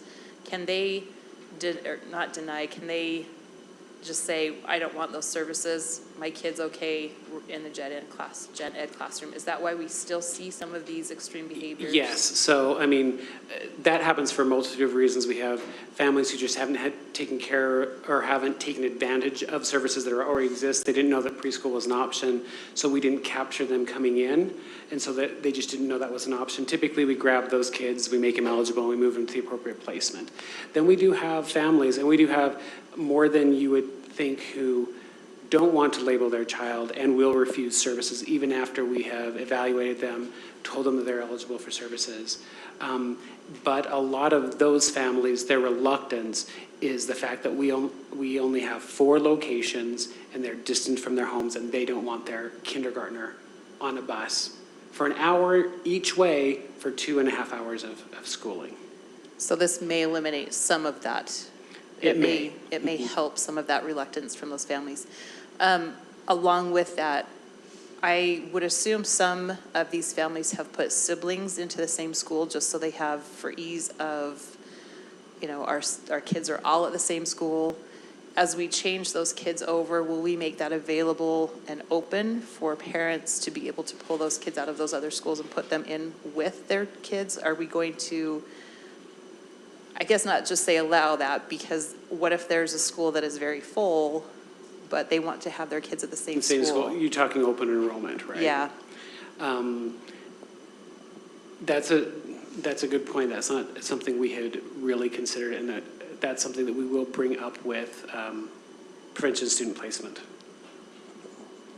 Prevention and Student Placement, open enrollment is me as well. We'll hand out information at that December meeting and make sure that parents know when the open enrollment period is, so they'll have the opportunity to switch their kids as well. Okay. We'll educate them in that area. I would just hope that we also make that a priority, that if we are switching their kids to a new place, that we will make it a priority to accept siblings to those new places as well, because that to me is very essential for some of these families. To see them going to 2 or 3 different schools is hard for some of these families. And we prioritize that for DLI kids too, so we'll look at that for SPED as well. So we already have an existing system for that, so we would probably mirror that same system that we already have. Okay, thank you. Kim? I just wanted to ask about, maybe you already said it and I missed it, but extending the kindergarten option to full day, is it still optional for these special ed kids? Well, no, kind of. So this is all based on precedent and case law. So case law says that if a system if everybody in the system is eligible for a thing, so if everybody in the system is eligible for full day, even those students with disabilities need to have equal access. So because we've expanded so dramatically our full day kindergarten to almost every student, that essentially means all students, including students with disabilities, need to have access to all day kinder. And right now that's not an option because I don't have the FTE and the funding or the classrooms or the personnel. So we're trying to remedy that. Right, I'm asking though, if we create the situation where we can now do full day kindergarten for our special ed kids, will they still have the option to do part day kindergarten? The law says we have to require that as well. So if they wanted part day, we would, especially where we already offer that option right now where students can remove their student halfway through the day for a part day, we would probably do the same thing with our special ed kids as well. That would impact them though, even if they still had that option, just going back to your slides about the impacts to transportation routes, we were going to lose some midday transportation. So is that meaning if they choose to stay part day, that now they wouldn't have a bus? Mm-hmm. So that's in some ways pushing them into full day. In some ways. I wonder, though, that's not typically been our, we don't have a lot of requests for part day, in fact. And Board Member Jackson can speak to this. We continually, every July and August, the request is full day, full day, full day. Why is my child not getting full day? Yeah, I've been dealing with this because I have people in my area who want part day, and the part day option is not that great, honestly, if you ask me. And so I continue to ask for reform on part day kindergarten because it doesn't work very well for, there are things that are complicated about just saying, no, we're going to do a full day program and you can take your kid out half day. Mm-hmm. But so I think what I will say is that from my feeling about it, our SPED kids are in no different situation than our traditional kids where part-time kindergarten is concerned. Would you agree with that? Yeah. Mm-hmm. At this point, and So especially it's not optimal for anyone. No, it's not optimal for anybody. I mean, it's kind of where I'm going from. As a parent, I would have chosen part day for my kids. That's all they had when they were that age, so great. I'm just viewing it from the perspective of if somebody did want or preferred part day, now it's much harder for them. Much harder for them, so. Well, and I guess we're swapping one problem for another because right now, the parents who want full day don't have that option. And maybe not a single parent wants part day. Yeah, and it is like majority rules. That's what's happening is the majority's ruling on this one, I think.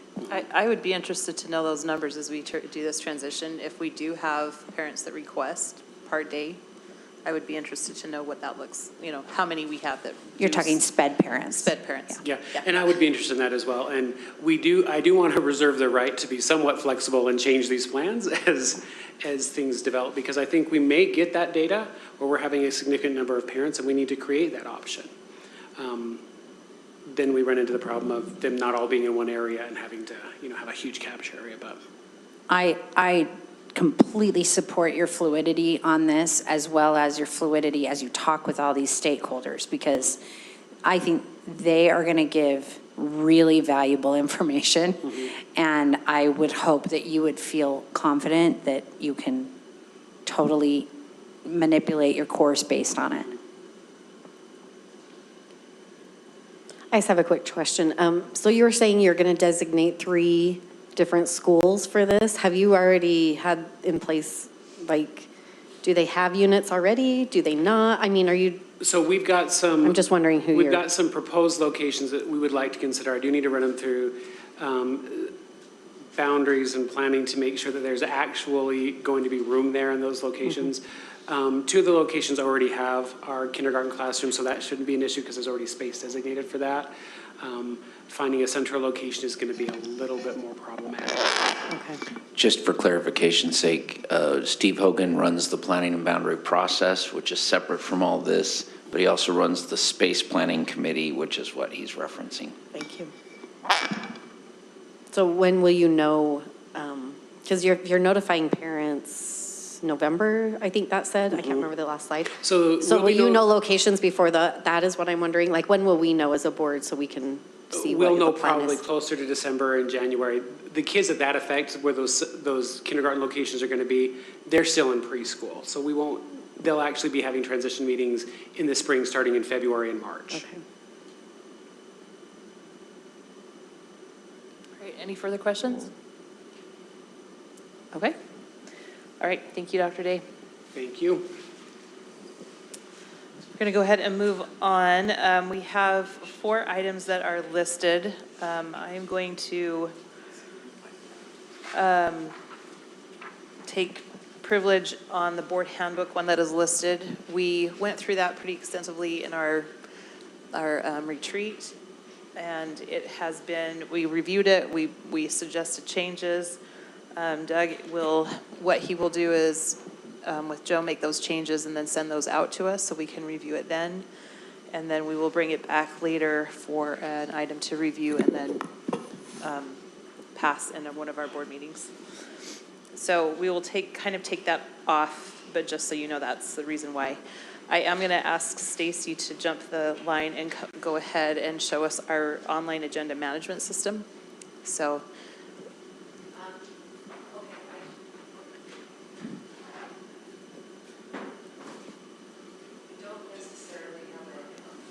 Presentation. But I looked into online agenda management solutions that are out there, and there's quite a difference in what they cost. But what they provide is an online platform to have the agenda and meeting minutes and everything on one platform that you can log into and access all of the documents related to a board meeting. It provides a little more flexibility for me as I prepare that, so that if there is a last minute change, it doesn't mean reordering the whole entire agenda. It makes it a little easier to just make those changes if they were to come up at a last minute.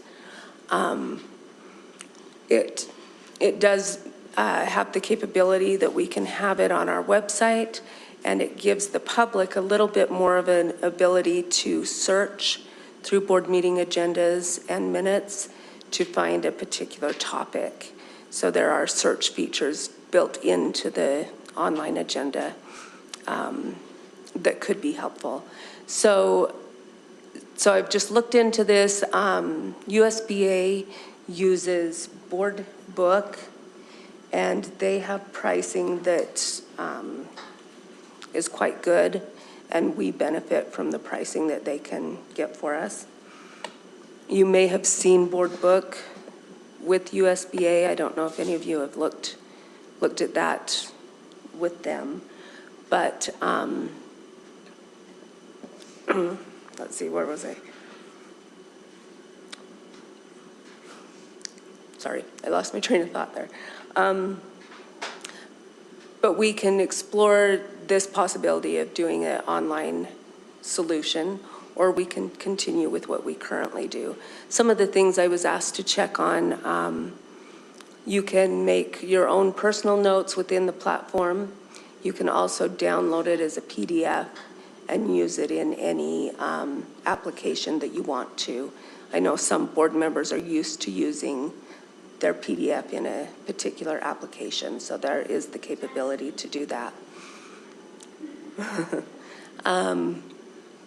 So just for your consideration to see if you're open to the idea of trying this online agenda management, or we can stay with what we currently do. What are your guys' thoughts? I've used Board Book for USBA, and I love it so much. And I was like, why aren't we using this? Because it's super helpful, and it makes it so that, for example, I've had some patrons ask me about late start, but that was like so long ago that we had that presentation, and finding it was so hard. And there are other times, like I wanted to go back and see information about Erin's Title I presentation at one point. I just could not find it anywhere. You know, here it like keeps that all organized, and you have that information at your fingertips, because we really do reference that stuff all the time, and it's hard to find, so we have to end up like calling people and asking for it again. You know? Right, so all these things could be housed on that one platform rather than you trying to search either the Granite's website or your own emails where you've gotten those documents emailed to you for a board meeting. So are the presentations added to it too? Like they can be. The presentations can be part of that, and it will just all be in one place? Yes. And so I can go into presentations and search late start, and then it will show me the late start presentation. What's the cost? It's pretty reasonable. It's $3,000 a year, so. And we have that in our board budget? What's our, I don't know, do we have a board budget? Do we have a board budget? Mr. Hauber?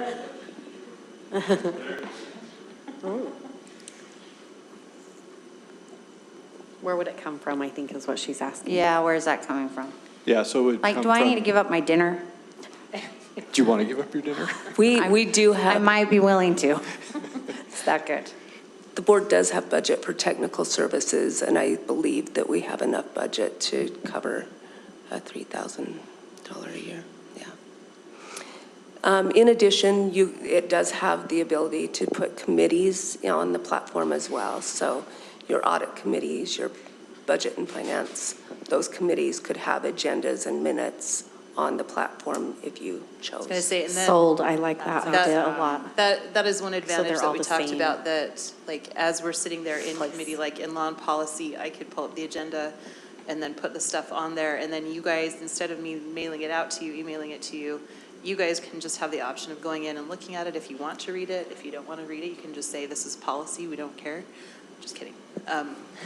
But it's all in one place, and that's the nice thing about it, is that everybody can, kind of share that. So anyway, Clark, you have a thought? Or I was just curious, I have not used Board Book, so I'm just kind of curious conceptually, how is it different or better than just using like Google files, like a Google shared drive, where that's accessible by everyone anyway? The same, feels like to me you're describing some of the same updatable and on-demand type features and searchable type functionality. So I'm just curious if there's a distinguishable difference for the cost.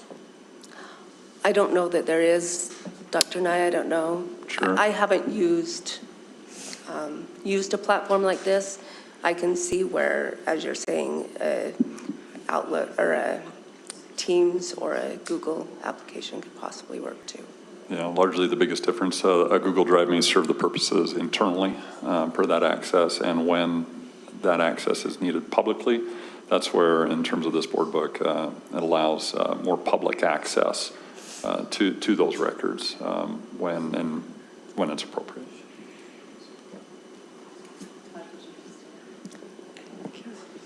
I echo that, and then just also add that the development of the agenda and the notices come in a format that can be shared out to the public notice website and all the other reporting requirements that we have.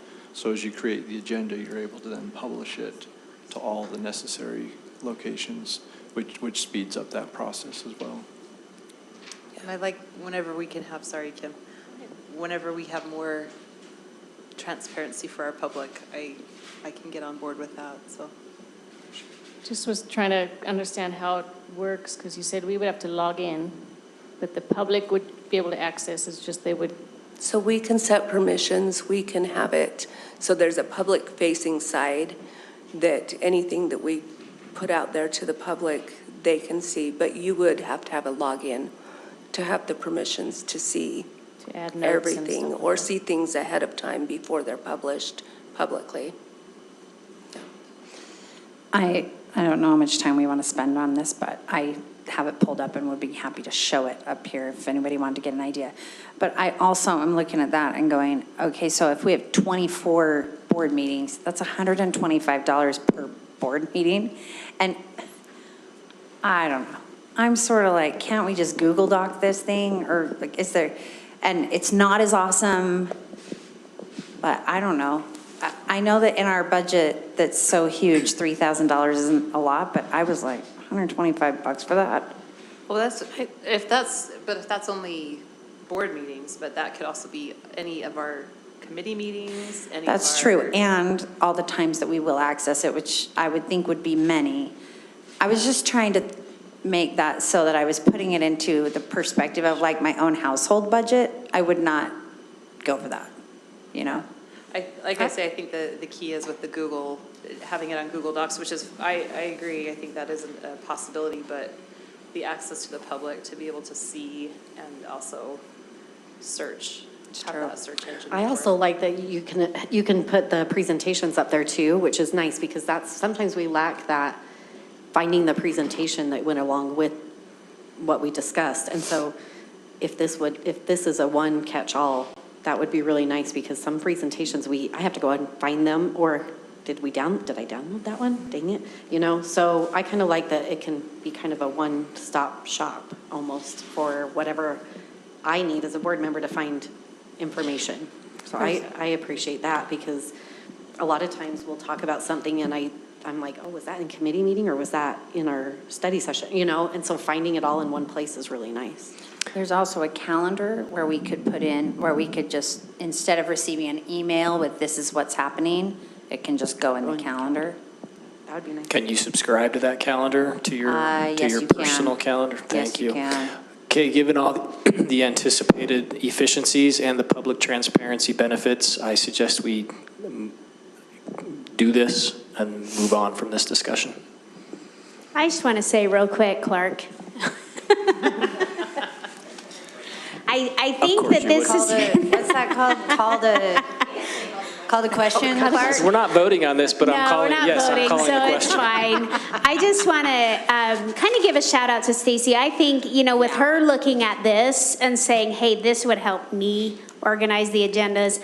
As one who downloads the agendas in my app, and so I can write on them, so I can keep them, so I can refer back to them. Sometimes years later, like I'll go back now, what was said?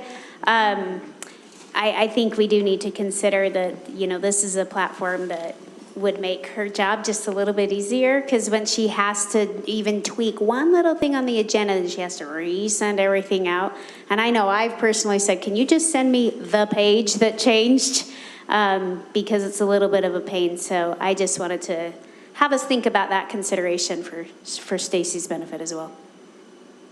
All right, Connie, did you have any thoughts? So in other words, we should accept the anticipated benefits and move on? I concur. Okay, thanks. Just making sure. I just had to make my comment first. And I had to respond. Thank you. Typical fashion. You two. That is true. I like the idea because years ago, we would have our agendas erased, so we couldn't refer back to them.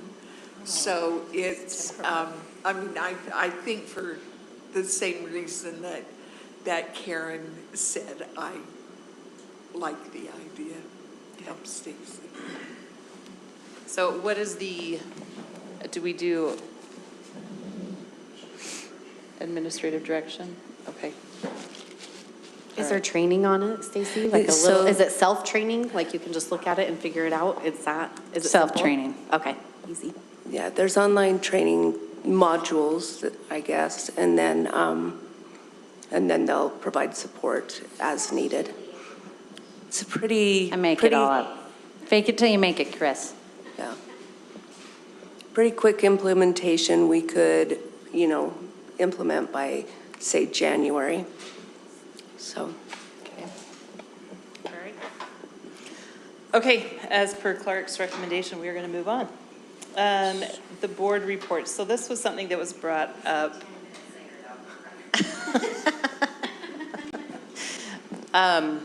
And it's not all everybody else's fault. Board reports. So this was just something just meant to be a quick discussion item. I know as Kim came on the board, she had questions about it. Some other people have had questions. And so we just wanted to have a quick discussion, quick being the optimal word there, per Clark's request. Just kidding. For the board report, so the reason why I bring this up is because we've had, as far as a report, it seems like, and watching other boards and what they do, the reports are more like what, as far as concerns with the committees that they sit on, anything that's pertinent to what we do as a decision-making body. That's what the board reports are. And my suggestion was also the way that we do it. I love having us report on what we are doing in our schools because I think that's absolutely vitally important for our public to know, for people to see. But I attended a board meeting from somebody else in a different district where they did what they called celebrations, and they did. Where they went to, we went to this school, we're able to celebrate or able to work with these kids. And they did it right, kind of more at the beginning of the meeting. So like right after we do, I'm open to suggestions, and if you guys don't like it, that's fine, but it kind of separates the report that we have of, okay, we did law and policy meeting, this is what we talked about, just so you know there's a heads up on this or whatever it is. Versus we were able to go and celebrate with Monroe for their 50th year and things like that, where it's a celebration in a way that we can get it, first of all, to our public that this is what we're doing in our schools, and second of all, it doesn't have kind of that same connotation of a report as far as this is what we do as board members. I don't know. So I just wanted to put that out there. Kim had asked about it as far as like, what, why we do it there or what we do, is that, if I'm remembering correctly, and just wanted to have some discussion around this. So I'd love to hear your thoughts. So are you saying maybe we do this right after maybe our public comment time or right before our public comment time? Like after, so we start our 7 o'clock meeting and then do reverence, do whatever, and then do it. We can do it right after recognitions. We could do it before recognitions. The benefit that I see to that is that we have our public there, and they will hear, oh my gosh, these guys are out in the schools. These guys are doing this. These guys are doing that. These are the good things that are happening out in our schools. They benefit from hearing that. They benefit from hearing that we are an active board, that we are doing things, and they can hear what is happening. So we could put it wherever we want, but I'm just wondering, are we really married to keeping this at the end of the board meeting where not many people are hearing it, or do we want to move it somewhere else and maybe call it something else, or we can keep it as board report, but do it earlier in the meeting for that purpose? So just help me clarify. So you're not saying do celebrations at the beginning and then board reports at the end. You're saying we're going to do this once on the agenda, but where do we put it? And do we change kind of the content of our board report? Can you clarify where you're? I can see this going down a lot of rabbit holes. I'm trying to figure out what your suggestion. Like what I personally would suggest, but I want to leave this open to everybody, is that we do celebrations, perhaps earlier in the meeting, after our recognitions or before recognitions, so we have our public there. Because I feel like that's something, by the time we get to the end of our meeting, especially if it's a 10 o'clock meeting, people are clicking out, right? And if we want to make sure that they know what we're doing, are we reporting? Are we doing our reports as the way that they are now? Who is that benefiting, or who is it for? Are we just sharing it for each other's sake, Or are we sharing it so that, you know, we can also celebrate the schools that we've been to, the places that we've, you know, the things that we've seen? You know, what is the purpose of that?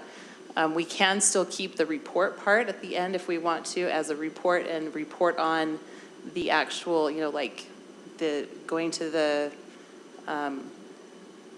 committees that we sit on, and have it as a report. You know, Julie does use that sometimes to remind us of USBA activities, things like that. So separate the two out and do either two separate things, or define, I don't know, define what it is. Is it still a report? Do board report twice, do one board report and just put it in the middle, do all of that stuff together at the beginning? I'd like to suggest a refined idea of that, and it would be that after the Pledge of Allegiance, we have, everybody gets the option to do one 1-minute celebration, and that especially at the beginning, that we have a timer just like our speakers, our public comment people do, so that we get used to saying it in 1 minute. Because if 7 of us use 3 minutes, that's 20 minutes, you know? And we don't need that much time to celebrate. We can get used to the 1 minute time frame and hold ourselves to that. And then at the end of the meeting, like the very end thing of the meeting, we have board reports, but they are not individual people. They are, do we have anything from USBA? Do we have anything from the audit committee? Do we have anything? And so they are not individual, they are committee reports. And we just ask who has something from that. And if there's nothing, you just say nothing. I think we still need to for sure have an important space for a report from our superintendent, of course. Concur. With all of that? All of the above? Yes. He's just trying to get out of here. Call the Board question. reports are Clark's least favorite thing out of all board meeting, correct? Yes or no? Vote on it? No, just kidding. But I mean, I'll be true to myself, right? I'm not a fan of self-promotion. I'm not a fan of, I'll just leave it at that. I'm not a fan of self-promotion, and I don't think that's appropriate for a board meeting. So I'm in favor of a 1 minute limited celebration. I think that's appropriate to celebrate one or two things that you can fit into 1 minute of the area or areas that you cover in your precinct, in our respective precincts. And then I think reports should be exactly that. It's a report. If there's something to report on, great. And it should be limited and also be prepared to do so in about 1 minute. If there's nothing, then that's okay. If there's nothing to report that month, there may not be. And so it's not that I can't stand board reports. It's not. Yeah, that's a little bit painful to say. You know, that's a little bit accusatory, Chris. I'm sorry, Clark. I apologize. So I'm I like some of that, Julie. There's some of it, or I'm thinking of the committees I sit on. Well, the audit committee, that wouldn't be my job to reply because Clark's the chair. Benefits committee, frankly, a lot of that isn't public. And so I'm sitting over here and let me finish. So I love the 1 minute celebration, totally on board with that. I don't know, and I'm okay with having a board report at the end that potentially doesn't just limit me to my committees, because I wouldn't have anything to say at all. But my constituents need to hear from me, and they need to hear that I'm in schools and what I'm doing. And it's not self-promotion, it's awareness. So I would just label that. I'm not doing it to say, hey, look at me, I'm doing all this. I want my Granger people to know what's going on at Granger. But I do think that we can take great strides in giving even a simple board report at the end of the meeting a time limit. Because you're right, Julie. I mean, with 3 minutes, the board meeting just got 20 minutes longer. So I am 100% in favor of also putting a time limit on the board report, whatever that is, minute, 97, whatever. We can do that. So I'm in favor of limiting the time, but I do still, as a board member, I think I deserve the right to take a minute in every board meeting and let people know what I've been up to as a board member. Are you okay moving it to, like, would you guys be okay doing it right after the pledge? Are you talking celebrations or board report? Celebrations, sorry. I think the celebrations should come early. But you want to do a celebration and a board report. I thought that's what we were saying, because you said the board report at the end. I was saying committee report at the end. Right, but that's where I disagree. Yeah, which is different. That's what I'm But saying. I'm fine having the 1-minute board report at the end. I mean, anything critically important that you want to share, I really do think you could be concise and prepared. And there are some months where I agree we're not going to have anything. I mean, in the summer, there were a couple times I'm like, nothing to report. I mean, and I'm not going to say something just to say something, but I would appreciate the opportunity as an elected official to show my constituency what I'm up to. And as far as transparency too, that I'm not just. Yeah, they need to know what we're doing. But I don't think it should be, I also don't think you have to read every location you've been at, right? That's where that's where knowing you have 60 seconds. So what's going to rise to the top of what I want to share that's separate from celebrations, but still maybe something that needs to be said. That's just me. Kim?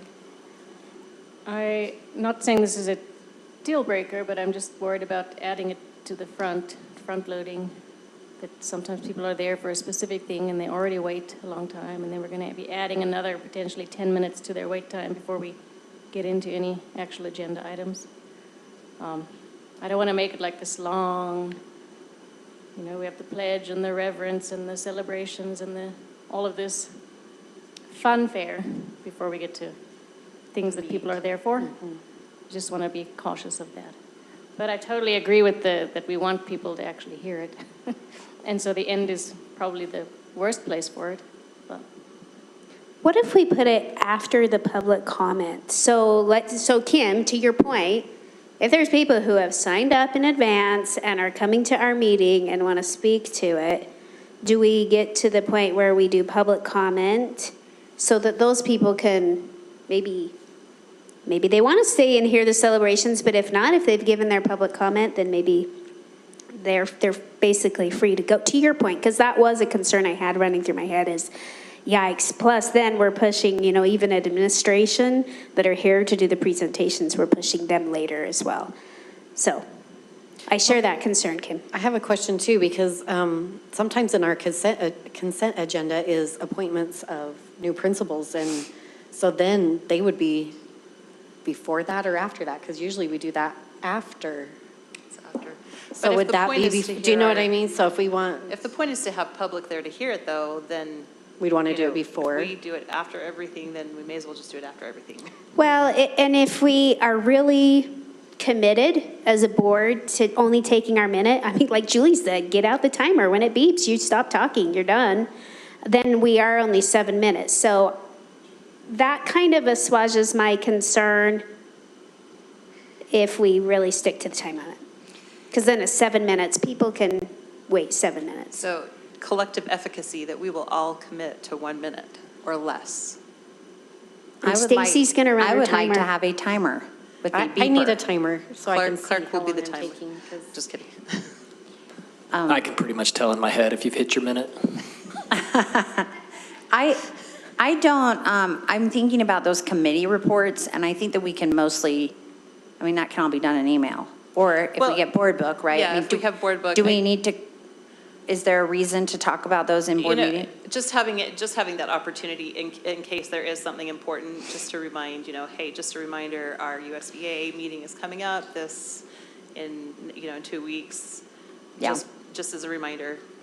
Because one thing, I don't want to do celebrations and then also board report at the end. I want to do, we each have one moment where we speak and we can choose celebration or whatever we want. That's what I want. And Karen, if you just want to raise awareness, rather than do a celebration, we want to call it board report still, or we want to call it something else, I think that that's fine, but I don't want to do two. I think that that's just too much. And I would still say I could do that in 1 minute, but if we need 2 minutes so that we can really give a full report, if somebody feels like they really need to raise awareness, as you were saying, I would consider that, because that's only 14 minutes. I still like the idea of putting it at the beginning and keeping it really short. Kim, did you have something else? You had, okay. Connie, what are your thoughts? Now that you have put something in your mouth, sorry. I know.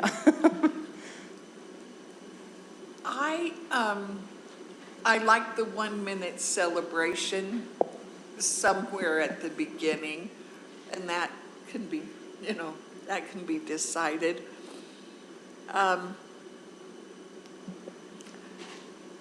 I don't think it's bad to have something at the end if we shorten it, and say, so I don't know how many people are still online at the end of our board meeting. So I don't know how useful it is, how many people really in our areas listen till the very, very end, probably depending on how late they go. So I do like the celebration or whatever, and definitely time it to 1 minute. I'll tell you, my most faithful follower, my husband, gets off before board reports. He logs off. Oh, my husband gets off. He listens to the board meeting, but once board reports happen, he's like, I'm gone. So, it's, I think it is wise to do short, and I agree with that.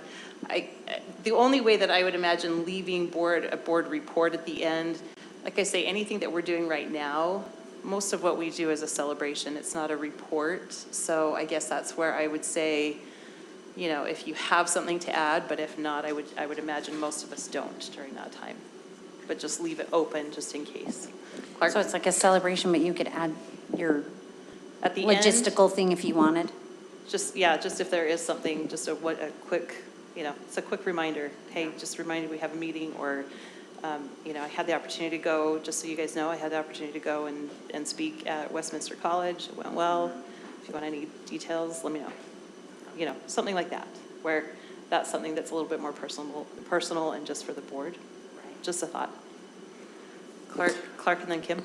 I'll just say, absent additional feedback, speaking for myself, I would trust that you as the board president and vice president that we've elected within our board, will trust you to make a good decision on how you would like to proceed going forward. And I will support that. Thanks, Clark. Thanks. I would just add, I don't want to call it board celebrations, because that it does feel self-congratulatory to me. So if we give it a different title, I would What would you say? What's a good title? Board reports. Keep it how it is. I don't know. Board activity. Board activity? Report. Something like that. But I think celebrations makes it sound like we're... I guess the reason why I say that is the district that I saw, they did celebrations, and they celebrated a school. They focused on a school for every board meeting, and that school provided the reverence, and they had their SBOs or whoever, student representatives, to get up, and they gave kind of a little report on their school. And so they celebrated that school, and then board members, hey, do you have any other celebrations you want to add? And like we were able to go to this activity. It was so great to see these kids participate in this way. They did a great job, that type of thing. So I guess not celebrating ourselves, but celebrating what's happening in our district. So, but I'm open to it. Can we call it school celebrations or something, or? It could just be called celebrations instead of board celebrations, maybe. Or just. Impressions, perspectives. We'll go. Go ahead, Rich. Well, it depends what the intended objective is, but one way we describe it, and at least our executive leadership team meeting and DISC as well, is we call it positive affirmations. And it's those things that are occurring in our schools that are affirming of our purpose, and that we're realizing our purpose in some way. That's positive, right? And so we highlight some work in the schools, or something a teacher has done, or some level of engagement that included different stakeholders, whatever it may be. It's just, for us, that's kind of that's what I'm hearing, is it's a celebration of good things that are going on, because there are far many, well, I'd say that this way, there are far more good things going on in our schools than there ever are the sum total of the challenges. And sometimes we spend a lot of time with the challenges, so objectively and intentionally going after recognizing the good would set the tone for the meeting, perhaps a little bit differently per the board. But that's how we phrase it, as positive affirmations. We could do a good news minute, board. I was going to say news or Good news update. minute or update or something. Yeah, and Saying a minute really That's just- reaffirms a minute. Just good things. Good things, Granite. Okay. All right. With that direction, we will, Chris and I will chat. All right. The last thing on here is that we have a job to reevaluate our mission and vision statement. So if it's okay, I'm going to move up there, take a quick break to go to the potty, and we'll reconvene in just a minute. Okay.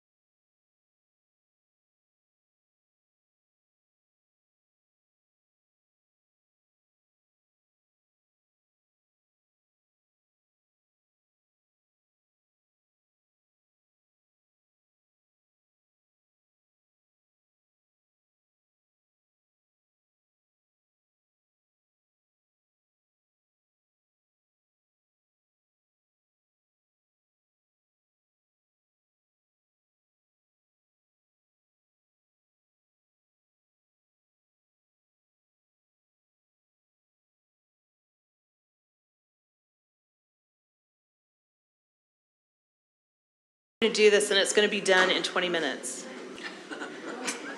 Don't laugh, Ben. Sorry. All right, so we, just for some background for anybody, for the whoever we have online, we went over this in our board retreat in June. We talked about, we kind of hashed out some things, put threw some ideas around. I just so you guys understand, I went through when we were looking at doing this and just went, okay, how do we approach this? What's the best way to do this? And I have to be honest, there were some pieces that said, do your mission statement and then you should have your vision from there, or do your vision and then you can get your mission from there. So it's kind of a chicken and the egg situation. So kind of started with the mission, just because helps us kind of hammer that out and figure out hopefully our vision. But just so that we are all on the same page as to what it is, these were the defining factors that I found as kind of as a general guideline. And really, I asked you guys to come up with some core values. That was what I sent out. And so I just asked, can you think of those? Can you think about what our core values are? What is it that's going to guide us? The vision statement, I just want to point out, is what you hope to do. It should be kind of what this is what our goals are for the future. This is where we want to be. The mission statement, this is the what, why, and how that we do what we do. So anyway, that's just kind of what we have there. Policy for Utah's public education system. This is 53E2-201. I don't have that memorized, Rich does. But this is basically what we're supposed to do. What is stated there. The bolded parts, informed and virtuous citizenry. The parents have the primary responsibility for the education of their children and elect representatives in the legislature and on the state and local school boards to administer the state policy, which provide extensive support and assistance. And all children of the state are entitled to a free elementary and secondary public education as provided by the Constitution. Public schools fulfill a vital purpose in the education and preparation of informed and responsible citizens who fully understand the lawful rights and liberties, become self-reliant, and contribute to the public good. So all things that just kind of I wanted you to keep in mind as we do this. So what are our core values? And these were the 4 questions that I believe I sent out and asked you guys to think about. What values would I stand by no matter what? What values do I demonstrate in my own leadership? What principles are most important? And what values support our current mission and vision? As I delved into this, we don't really have a vision statement, so to speak. We have a mission statement, and then we have goals. So that's kind of where this is a little lacking. So I just want tell me some things that you guys thought as you went through this, as far as values. Do you want to go around one by one? Do you guys just want to take a turn? Did everybody have a chance to think about it? Or do you need a minute to think about it? What are those values that you would stand by no matter what? Any thoughts?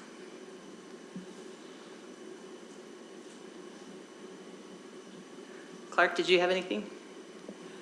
Karen? Chris? I didn't really fill this out in full transparency, That's okay. but I did think about it. But I went to more where your examples were. Okay.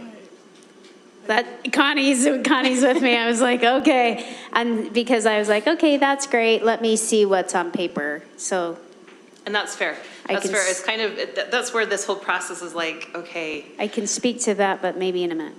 Okay, and we've never done this with this body before, so. This is kind of where we're at. It's one of the hardest things to do. One of the things that, I have several values that I thought, but optimism is one of the things that was in nothing that I read. But I thought, I don't want down. I don't want people to put, or any of us to put others down in any circumstance. So the optimism, the going forward. So continually moving forward. I'll tell you, one of my values is the belief that every kid can learn.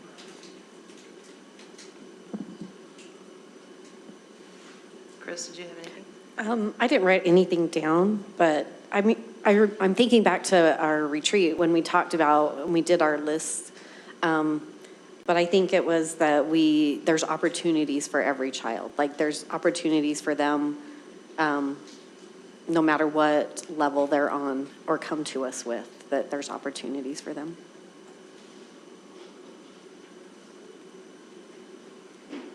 Julie or Kim, did you have any thoughts?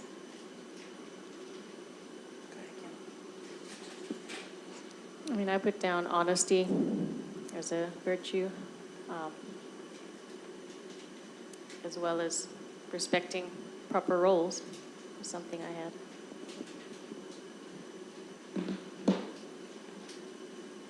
Okay. Am I up? Go ahead. Yeah. I was like an overachiever. Okay, so I just texted out my 6 values that I wrote and defined. But I'll just say them here. Freedom is something that I really value. I think every person deserves the right to pursue happiness, and I think that's really what education is meant for in the United States of America. I think I really value community, which I would kind of try to align with teamwork. This idea that the whole is greater than the individual, and the whole is all stakeholders. And so it goes back to this notion from the Constitution, the Utah Constitution, that says that parents have the #1 responsibility for educating their child, and that we hold a very big part of that partnership with them. I'm not paraphrasing, I'm not saying it right, but individual worth, every single person has value and every student can learn. I'm with you, Karen. I was on that too. Integrity, every person can be trustworthy.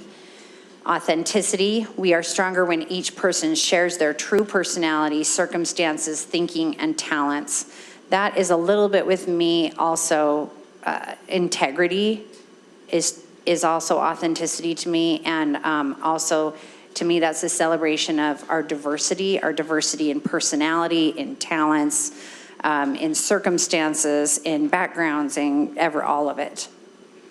And growth-mindedness. I really would love us to be a place where we don't shy away from failure.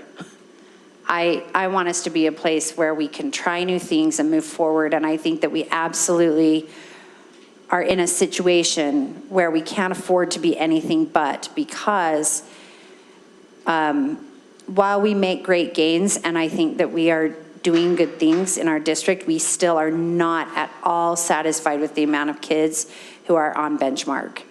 And so I think that we need to be a group that really embraces growth-mindedness and being willing to pivot, being willing to try new things, being willing to keep what works and get rid of what doesn't, and recognize the value in taking those leaps of faith and taking smart risks. As I thought about it, integrity was one that actually I also being. Yeah, we were all 3 on integrity. Yeah, yeah, integrity was one that I also had. And I thought, I don't know if this is exactly what you said, but diversity. I thought that's a value, that we value diversity. We value what we have, you know, whether it's diversity in offerings to kids, whether it's diversity within our own students and our own teachers, that we value different perspectives, and we make it a safe space for people, and don't make anybody shouldn't feel any less valued than anybody else. We should all make sure that everybody feels valued and important. So those were the ones that kind of rose to the top for me. So with the vision statement, I did put this first just because we worked so much on the mission statement. Keeping it short, maximum 2 sentences. And really, as I talked with Rich about this, it can be quite short. A vision statement can be also used as our, I don't want to say motto, what is it? Our slogan. You could use a mission statement, putting it in vinyl behind the dais. This is what our vision is. It must be specific to your business and describe a unique outcome that only you can provide, which I think is a key to this. When we talk about the value proposition that we offer, what is it that we as Granite School District do unique to anybody else? I think we are different than our surrounding districts. I think we offer things that are different. So what is that value? What is it that is different? I would hope everybody, teaches the core. I would hope everybody, does certain things that are there, but I hope that we do it in a different way and do it in a better way. And I think there are some things that we do better, so we're going to get to that. Use of the present tense. So we'll see the examples. Keep it simple enough for people both inside and outside your organization to understand. No technical jargon, buzzwords, or metaphors, which is really easy to do in EduSpeak. It should be ambitious enough to be exciting, but not too ambitious that it seems unachievable. So, our vision of graduating 100% of our kids may not be achievable, just by virtue of what happens. Vision needs to align with the core values that you want your people to exhibit as they perform their work. So if we want them to have integrity, if, authenticity, diversity, valuing everybody, making sure that we have that, if those were the ones that rose to the top. What does the district hope to accomplish in the years to come? That's kind of what it should include. What does the district want to become known for doing? How would this district define future success? So kind of this was some steps that somebody suggested. Define what you do as an outcome. So what do? We educate kids. What is it that we do? Define what unique twist your organization brings to the above outcome. Apply some high-level quantification and add reliable human real-world aspect. We're going to come back to this just because I want you guys to answer that. But these were just some of the examples that I pulled up as they were used on a couple different websites as examples of really great vision statements. And I sent these out to you guys before. Did anything stand out to you? I just want to ask you that.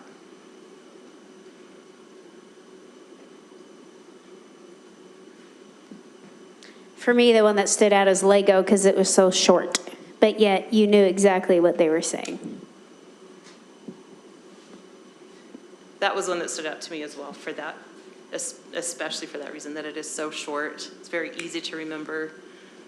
It could be, put easily on the side of our maintenance trucks or whatever. Any other thoughts?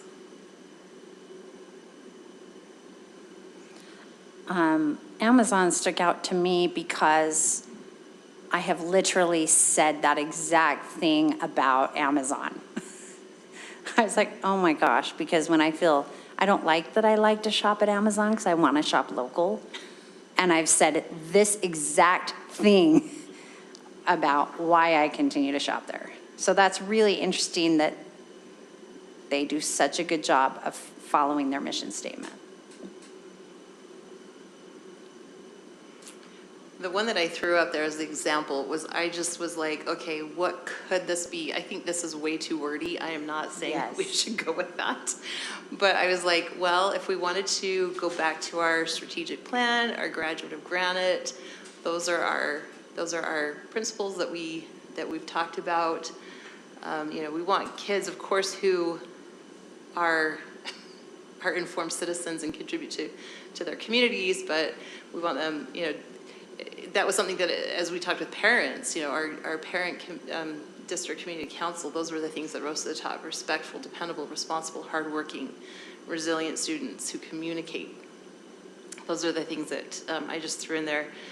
and also with that, the examples. So this is where, and I think this is where it's hard, vision statements are hard, because as I looked through some of them totally nailed it, and some of them, I think, I put everything in there. This is obviously a lot of words, but I put it all in there because even though I don't know that this is exactly a vision statement, but they had really great things in there, and it's kind of their goals to me. It was a little bit more like their goals, but still had some really great stuff that they said in there.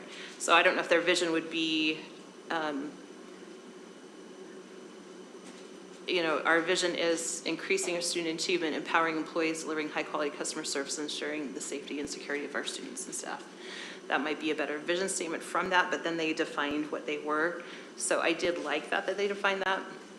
The other ones of our surrounding districts, Davis has a short one there. Davis School District provides an environment where growth and learning flourish. That's an easy, short one. I don't know what your thoughts are on this, you guys. If you have, I think the one from Alpine, those are kind of their portrait of a graduate there, capacity of collaboration. I think this is their C's, capacity of collaboration, critical thinking, communication, creativity, citizenship, and character. So I liked that they threw that in. Salt Lake School District is another one that's very short. Like I say, Granite and Murray we didn't have anything as far as a vision statement, but I will say Murray as well had goals, and as well as we did. So I don't want to say like we didn't do anything, or they're bad or we're bad or whatever, but it was just more goals and not necessarily a vision statement. So I don't know what you guys think. You've got these slides in front of you, so I am going to go back. Can I just jump in, Nicole? Go ahead. It's interesting because, when you say, oh, what's Granite about? Well, we have put so much emphasis in the last 2 years with coming up with, if you picture the graphic of academic proficiency being the target, and that is our first and foremost thing. So we've got the academic skills, and then we've got the social skills. So if we want to have a vision statement that backs up a little bit what we're trying to accomplish, you could even, in your example, if you go forward a slide, you basically listed out every single thing, but you could say to graduate students who have the academic and social skills, who can contribute in positive ways. You could condense that with essentially saying the same thing. Because I think we have to ask ourselves, do we want to tie it back to what our focus has been over the last couple of years? Because then I think the conversation centers back to those academic skills and the social skills that we're essentially implementing right now. So just my 2 thoughts. And I will say, if we'd say that's more like our strategic plan, because it's the three parts to it: the academic proficiency, our social skills and dispositions, and our talent development. So condensing that as an option. What are your thoughts, Julie? You look like you're ready to talk. I'm trying not to dominate the conversation. That's what I'm trying to do. I really like the idea of making it short and making it catchy. I've seen in my own organization that when everybody has the vision memorized, it makes a difference. It literally makes a difference. And so if it could be short and catchy, I love Salt Lake's, what was it? Excellence and equity, every student, every classroom, every day. I have that memorized already, and I like it because it's got this little bit of, you said here, a high level quantification, which it has, every student, every classroom, every day.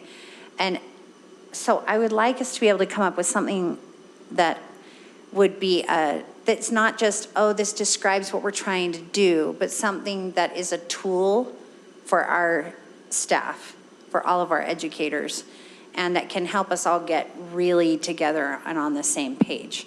I really think the more we use the strategic plan and the vision, the more powerful the strategic plan is.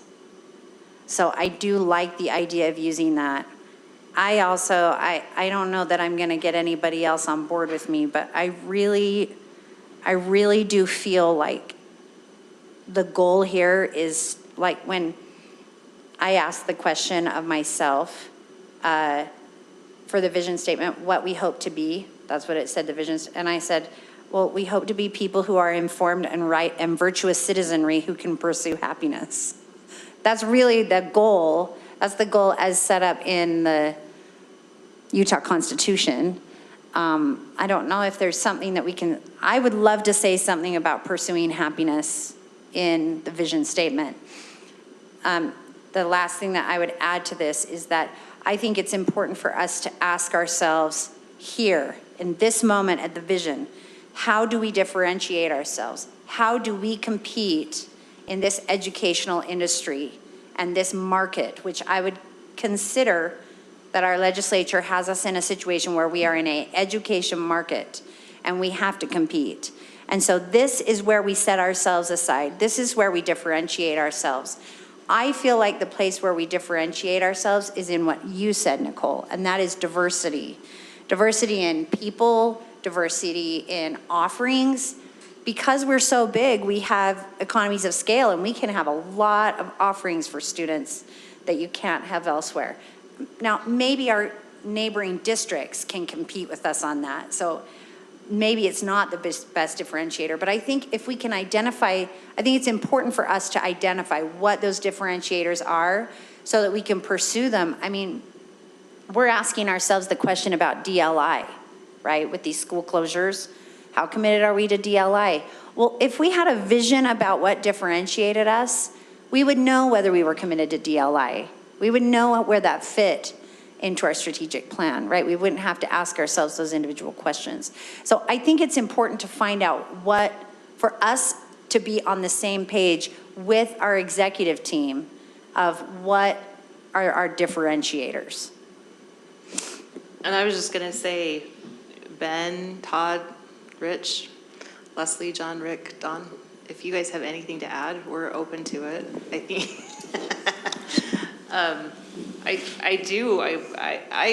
I agree, Julie, and that's as I was looking through this, I'm like, what does set us apart from other districts? And even within our valley, while we do have a wide variety of offerings, I think that is one thing that we do well, is offer a lot of things that other districts don't. And we have, and we celebrate. I loved the comment at Western Hills where one of the parents got up and said, I was worried about my child being welcomed at a school. I looked at the faculty and they were not a diverse faculty, but my child felt welcomed here. They felt loved, they felt accepted. And I was so impressed with a faculty like that celebrated and loved my child no matter what. So I think that's what we do well, but I don't know what your thoughts are. Rich, go for it. So I would say yes, and if you go back to the slide of the corporations, if you take a look at those, some of those are more aspirational and definitive, saying this is what we do, and we're going to do it very, very well. So if I'm thinking Lego, I am a global force for learning through play. At the end of the day, you know exactly what they're going to be doing. When they show up for work, that's what's going through their mind. And they articulate as such. And I'll be brief on my remarks. In 1961, here's our history lesson, right?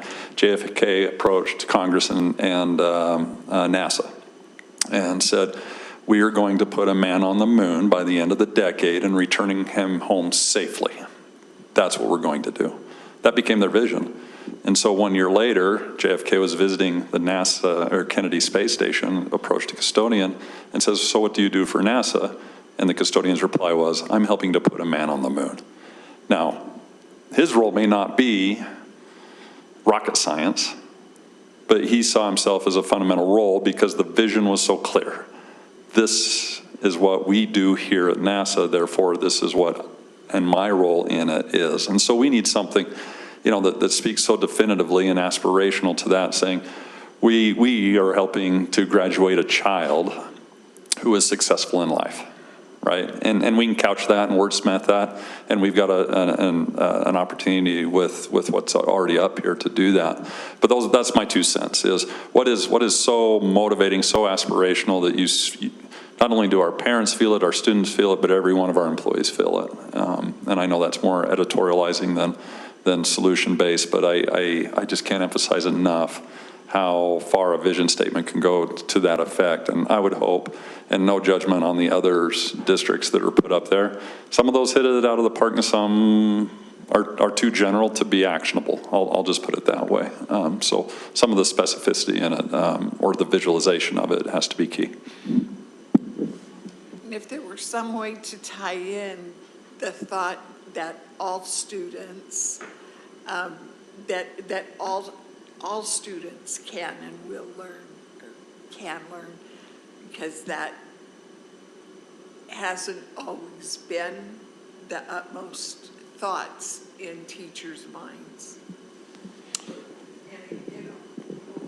And I'm glad you brought that up. And so in my site visits right now, one of the pieces as part of organizational health is concerned, just two components. One is that belief, just as you said, Connie, is all students can learn. Now, I've had at grade level, because a fifth grader could learn at a second grade level, but just that specific, and so that's what I'm engaging with our principals on right now is that sentiment. To what degree do all of our employees feel like all children can learn at grade level, and to what degree do our employees feel like the work that they do matters in that effort, right? So something along those lines, yeah.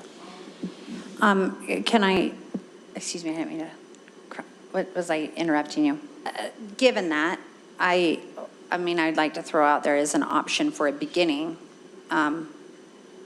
All our students are capable of being a qualified high school graduate, which I would really want the qualified in there. So it's not just I earn the grades, it's I have the skills and I'm at grade level, you know? All of our students, say that again. Well, it needs tweaking. It's a beginning. Sure. All our students, or I should say every student, is capable of being a qualified high school graduate. Maybe that's a value, but every student will be a qualified high school graduate.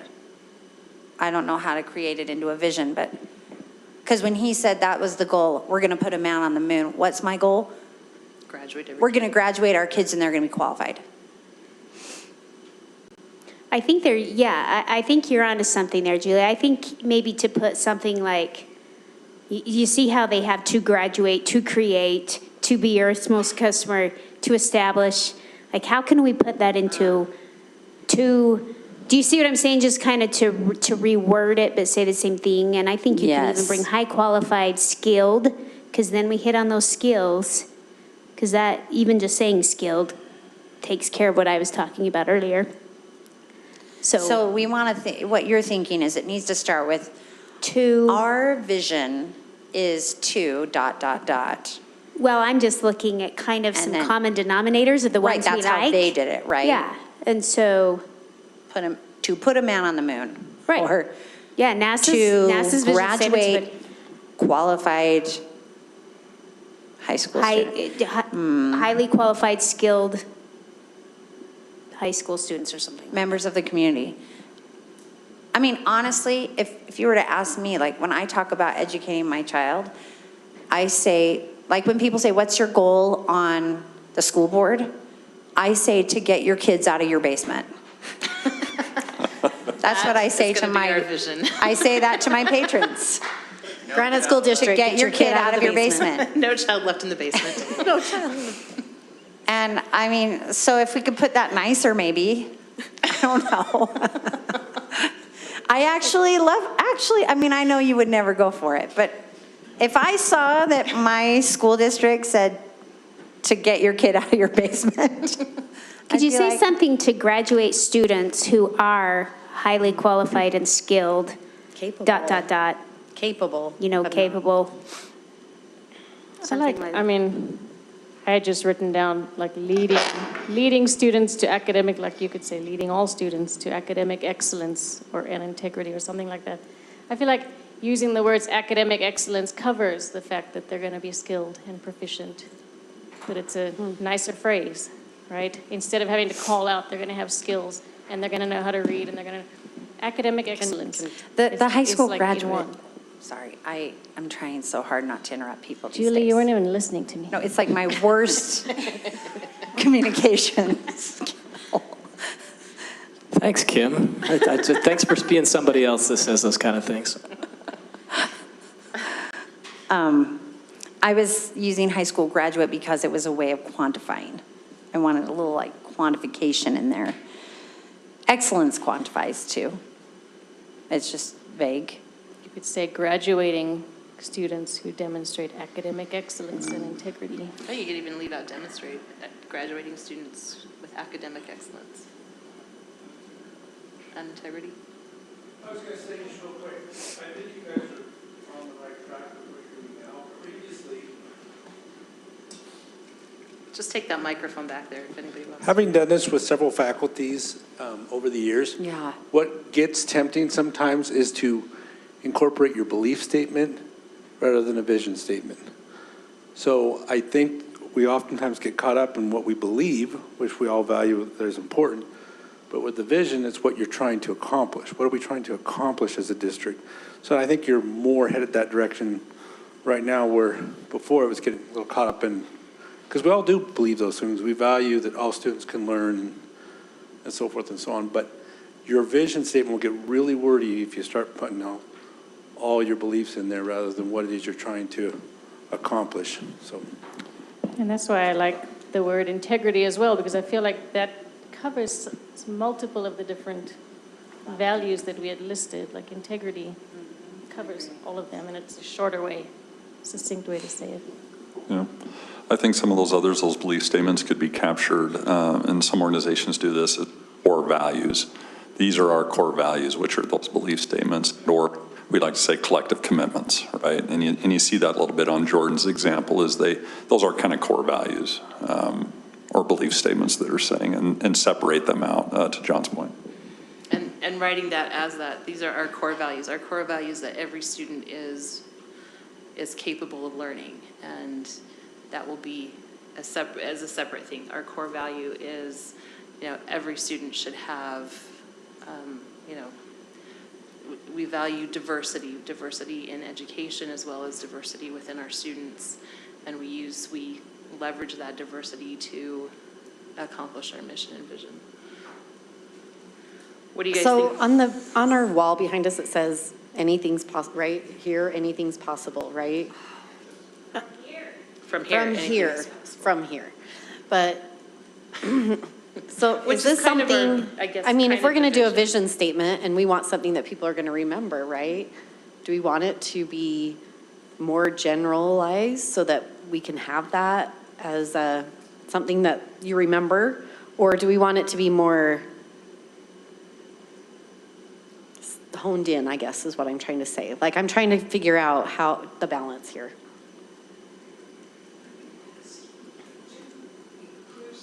Mm-hmm.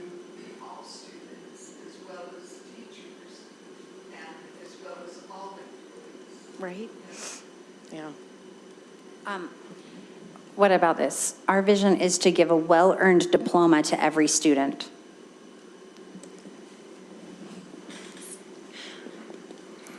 That's my vision. I mean, it doesn't differentiate or do any of that stuff I said before. We'd have to do that somewhere else. But it is the goal. Honestly, I kind of like Kim leading students to academic excellence. It allows for the fact that not every kid is going to graduate and not every kid is going to achieve academic excellence because everybody has choice. But we will certainly provide that, either that or providing students academic excellence, or, what is it that we do? What is it that we're Providing opportunities for academic. providing opportunities for academic But excellence. I don't want to provide academic excellence. Honestly, what I want to do is create contributing members of society. And sometimes that's not through academic excellence. Sometimes that's through welding, which is not considered academic, right? And so when I feel like that caters to a certain mindset it's not inclusive of all of it. If you're looking at something that's just short and simple, the Julie's onto something, because what is our goal? We want to be able to give a well-earned diploma to everybody. Of course, they've got to earn it. You know, we're not just out there, we're not passing them out. They've got to meet the requirements and everything. I think perhaps maybe some of this other thing, the conversations could be part of our mission statement, kind of the how do we get kids graduated, then the skills and the academic excellence can come into that. So maybe this all has part in the mission. But I don't know, I'm looking at here, and if I'm a teacher in 3rd grade, and I'm like, oh, what's our mission statement? Oh, my mission, you know, my vision statement for the district I work for is I'm helping this 3rd grader get to graduation.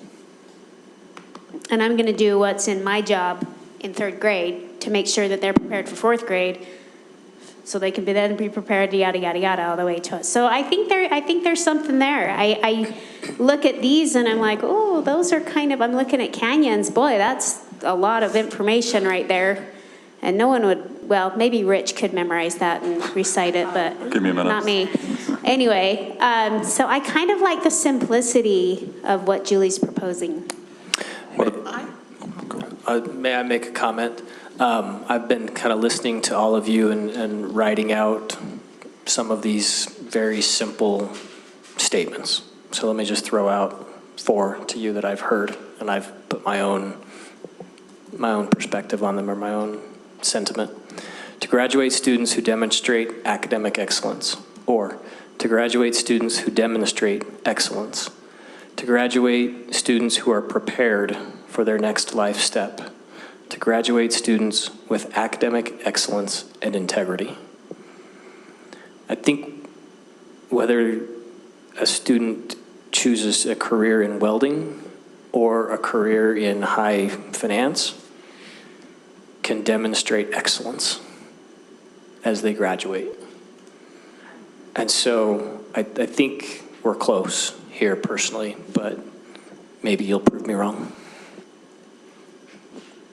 The reason I like academic excellence specifically is because there is a not unfounded perception at times that we graduate kids who aren't proficient. So just saying graduate to me doesn't mean a whole lot. Right. We're an academic institution. Yeah. Right, and that is our main, right? Is that the center of our mural or not, right? So I like academic excellence for that reason. So trying to find maybe the balance, because I see welding as academic because it's learning. But sometimes I hear what you're saying, Julie. Some may perceive that as not that. And so I know we're into wordsmithing here, but leading for educational excellence and integrity. And is educational capture the welder as much as the college-seeking student? Rich, will you say that again? Leading for, so I mean, just leading for, and you could say the Granite School District leads for, or leading for educational excellence and integrity. Now, maybe it doesn't capture the graduation piece of it, but part of our overarching objective and goal in our strategic plan is graduation. So again, just wordsmithing, just thinking through words. And if you have academic excellence, you're going to graduate. It's just... Pardon? If you have academic excellence, you're going to graduate. That's correct. Yeah, so perhaps it's implied. I could substitute, in my mind, educational excellence for academic excellence. And maybe that's more all-encompassing. I like it for the, I'm thinking of the kids like at, GTI, or the kids in the welding classes or in the auto body shop at Granger learn how to do that. Do they look at that and say, yeah, this is going to be my education, this is my career, but yet they don't maybe paint themselves in, I don't know. I hear what you're saying. I think it's educational could still be a great form of excellence, but be more inclusive to maybe some that, I think academic sometimes, and I hear we all understand what it can mean. I'm just trying to think how it would be perceived if I know I'm not going to go the traditional 4-year path. Am I still going to be valued doing this other educational? That's why I like the educational word better. I like I'll totally accept educational instead of academic. I still like the idea. I mean, to me, my goal is still to award a well-earned diploma to every student. It's not just academic or educational excellence. It's not just that. And integrity. Can you say to provide educational excellence and what was the other part? Give a well-earned diploma to every student or something? I mean, can we just make that one sentence? Yeah, I think we can. Doesn't it say to graduate students who demonstrate educational excellence and integrity? Either that or, well, Rich's suggestion was leading for educational excellence and integrity, or being leaders in educational excellence and integrity. I like to lead out with to graduate, because to me, to hit on Julie's point, if we're in a very open discussion, now I'm not saying that diploma is not well earned and they don't have to work hard and prove academic proficiencies and all of that stuff. I'm not looking to give a handout here, but I think that our goal, I mean, when we're asked about this a lot. What's graduation rate? How is your high school? How are your high schools doing? So me personally, that's just me. I'm listening. I'm willing to, entertain whatever other thoughts. I'm not set in this, but I do like coming out with a strong to graduate. I like the verb. We're setting out to do something. What is it? What is our highest priority to do? Concur. And I think also it Pull your microphone closer. It means that the kindergarten teacher, that's her goal also, is to help them graduate. Is there a way to include every student instead of just students, like some students? I'd rather that it was about every student and make it individualized. I have listened long enough. Oh my goodness. I think you guys are amazing, and your thought process here is, the conversation we're having is really important, but I also want to highlight the fact that people who read this are going to read this for 30 seconds and move on with their life. So we do need to just hit them with something impactful. So I have summarized what I have heard from all of you here, including what you just said. Providing every student the inspiration and opportunity to learn and to graduate with excellence. Providing every student the inspiration and opportunity to learn and to graduate with excellence. And I'm open on the excellence part.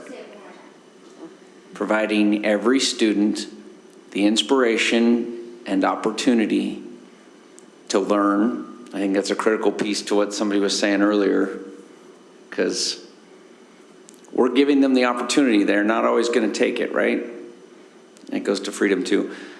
Inspiration and opportunity to learn, not just to learn though, to graduate, and then do so with some rigor and with some meaning behind that graduation. So with excellence. Providing every student the inspiration and opportunity to learn and graduate with excellence. Is that what you? Yep.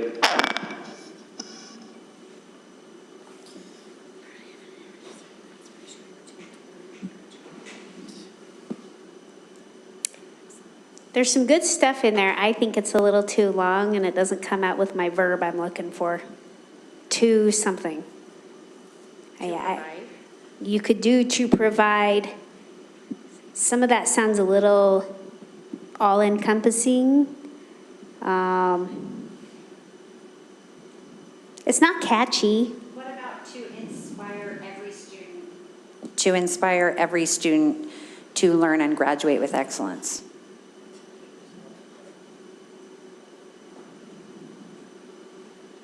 Say that again. Don has some. To inspire every student to learn and graduate with excellence. I had a quick one. Yes, Let's see. Dawn. To provide a student-centric education that leads to graduation and success in life. I like success in life. We say it again, because I have to read it to really know. To provide a student-centric education that leads to graduation and success in life. It's my longhand version of Best for Kids, BFK. Did you say student-centered or student-centric? Student-centric. To provide a student-centric graduation. Student-centric education. Oh, education. That leads to graduation and success in life. And success is measured and defined many ways by many individuals and allows them to do that.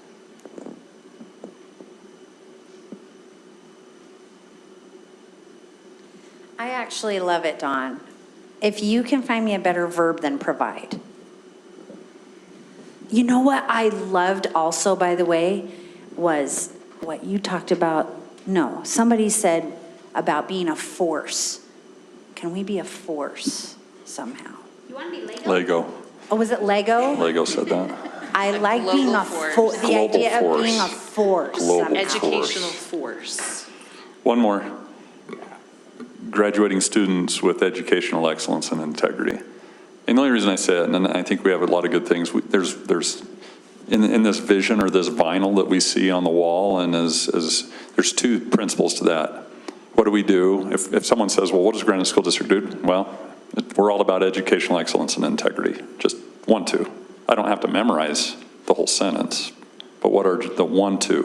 What's the 1, 2 that people will say? What's the 1, 2 that ends up on the wall that becomes catchy, sticky? And there's other statements that can have the 1, 2. But you just wanted to boil it down into 2 points.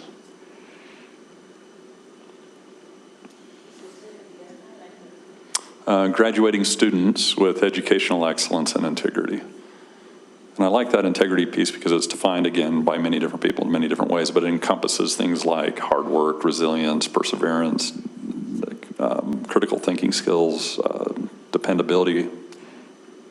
Anyway.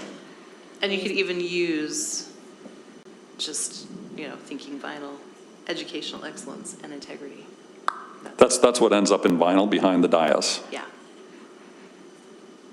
Or in the classroom, or right on a pen, whatever. It becomes marketable because it's so short. So we have on the side of our trucks, best teachers, most options, what's the other thing? There's 3 things, yeah. Students. Great, yeah, something Great like students. that. Is that what it says, Don? Best teachers, most options. Most options and. Which is a Niner. marketing campaign. It is. I guess I'm not opposed to I that. guess I just look at. And we do have all that. I want this to be the one, like the one ring that rules them all. I want this to be the one statement that will replace that will replace, from here, anything is possible, that will replace anything, that encompasses I think this can encompass the strategic plan with us saying academic excellence, educational excellence and integrity. It does encompass that. It helps everybody. It's I don't want teachers to have like a bad taste in their mouth over it. So I think it's very simple. It's very straightforward. I don't want it to be. We won't go there. Anyway. Can we say graduating every student with educational excellence and integrity? Are we graduating every student? That's what we want to do, That's right? the That's vision. the vision. Is it Yeah, but unrealistic? it's the optimism part that Connie, I don't want to believe that every student cannot do this. I want to believe, my vision is that every student can do this, and I'm not going to say, but some of them can, or we just hope some of them do, or most of them do. We're going to say, no, our vision is that every student is doing this. Well, and I think part of the vision is graduating students with educational excellence, that they will graduate, not just graduate, but that they will graduate with educational excellence and integrity. I agree. It's not just a diploma. It means something. They're proficient. That's what we're saying. Mm-hmm. I understand where you're coming from in the every student thing. I just feel like it's a more catchy phrase, and it implies it. It doesn't explicitly say every student, but I think it can be implied that's what we mean. We're not saying we're just trying to graduate some. Yeah, I think I just want to be explicit because I want every student to know that we're talking to them. We're not just saying we're okay. Because one of the things I'm not okay with is our proficiency scores. Well, And I'm tired of like celebrating 42%. But being like, yeah, we got educational excellence there. I want to be like, no, the vision, the dream. This is the vision, it's the dream. It's not the goal. The goal needs to be realistic. The vision needs to be way out there, right? I think we should say graduating most students. Just kidding. So again, it's a yes and, right? So where else, yes, true, we believe that, and where is it captured? And to me, if we were going to list the vision, and we've got the mission right below that, or with that, is core values that states that, and can be a few sentences long, that becomes part of the communication plan and the strategy. Because yes, it needs to be explicitly stated somewhere that, yeah, that is our intent. I'm realizing also why this is important to me, and that is because I have a personal feeling about public education, well, actually all education, that it feels, for me, it sometimes felt like I was like cattle that was like being like sent through like, you know, like, okay, now we're coming into here to this stall to do this, and now we're coming into this. And the individual is very tricky. It's very tricky to meet the need of the individual. And that is where we are trying to focus, right? We're trying to give our schools as much local control as they can. We're trying to empower our teachers. We want our teachers to empower our students. We're trying to get a low student to adult ratio in our schools. And all of this because we care about every student. And so I think that's part of this, is this desire to acknowledge the individual somehow and not just acknowledge the group. I think that goes to kind of Dawn's thoughts on provide a student-centric education, that we are looking at the student and what their needs are, what... I like Dawn's. I do too. Except provide. I gave you an alternative on that. Thank you. An alternate verb? Deliver instead of To deliver.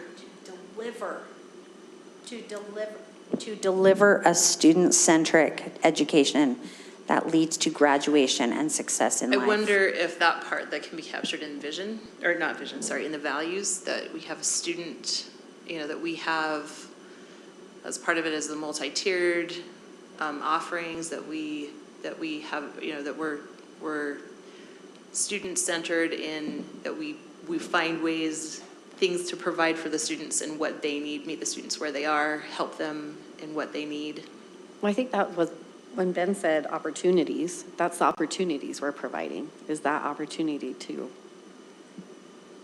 be successful and to learn. I am way too simple in the fact that I don't particularly like educational excellence. Is there wording that can mean the same in even elementary?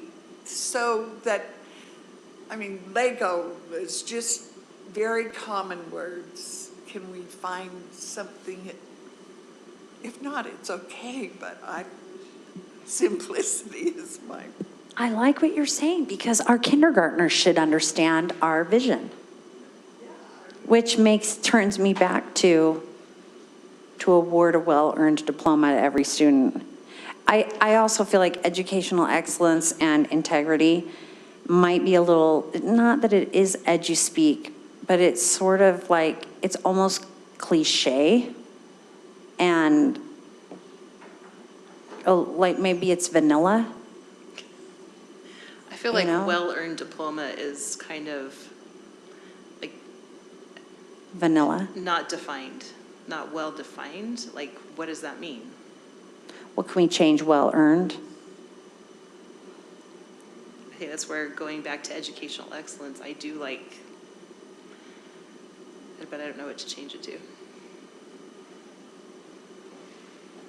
I think there is something to be said. If we want a vision statement that is concise, that is maybe somewhat catchy, that we can market, there is a power in simplicity, and making sure that our 5, 6, 7, 8-year-olds that are wandering our, our elementary schools, that they can understand. So Learning excellence? What is it you said? Yours? I'm just trying to think. The thing I like about Julie's original, to graduate with a well-earned diploma and be prepared for whatever came after that. What did you say after that? Award a well-earned diploma to every student. I mean, if we have our 2nd, 3rd graders saying, yeah, I'm going to get that high school diploma, there's a power in that. So by outlining that diploma is in our vision statement, there's a power in that. So I think sometimes we do get stuck in a little edu-speak. We have to use these words. We have to say it's excellence or whatever. I don't know that we have to.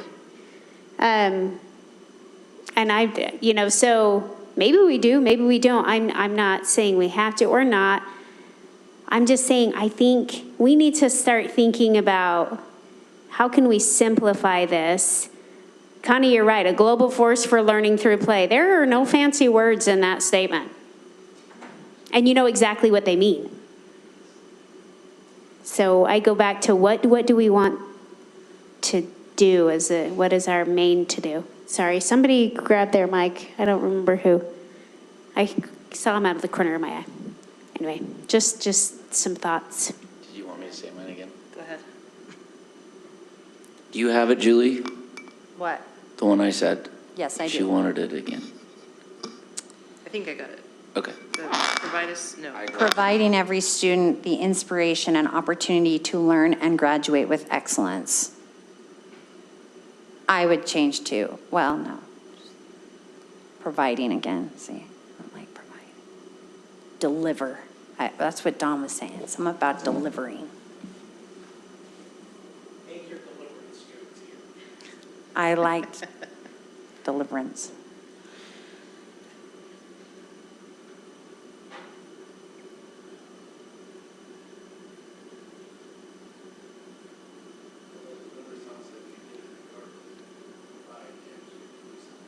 That's true. That's a good point. Instead of a well-earned diploma, here are words: merited, well-deserved, hard-earned, justifiable, which is those are too big of words. I like well-earned better. But I don't know that that's what we're really, I'm just trying to modify to see if that one can work. Valid. That's too low bar.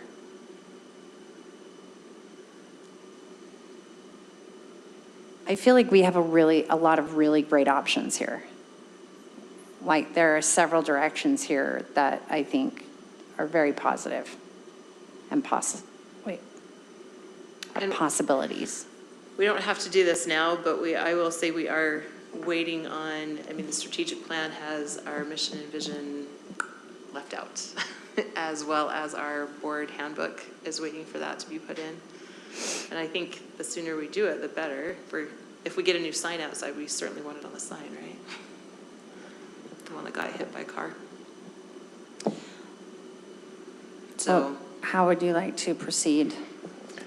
I would suggest, go ahead, if I may, that I don't think we're going to agree on a wordsmithed version with this large of a group of people, right?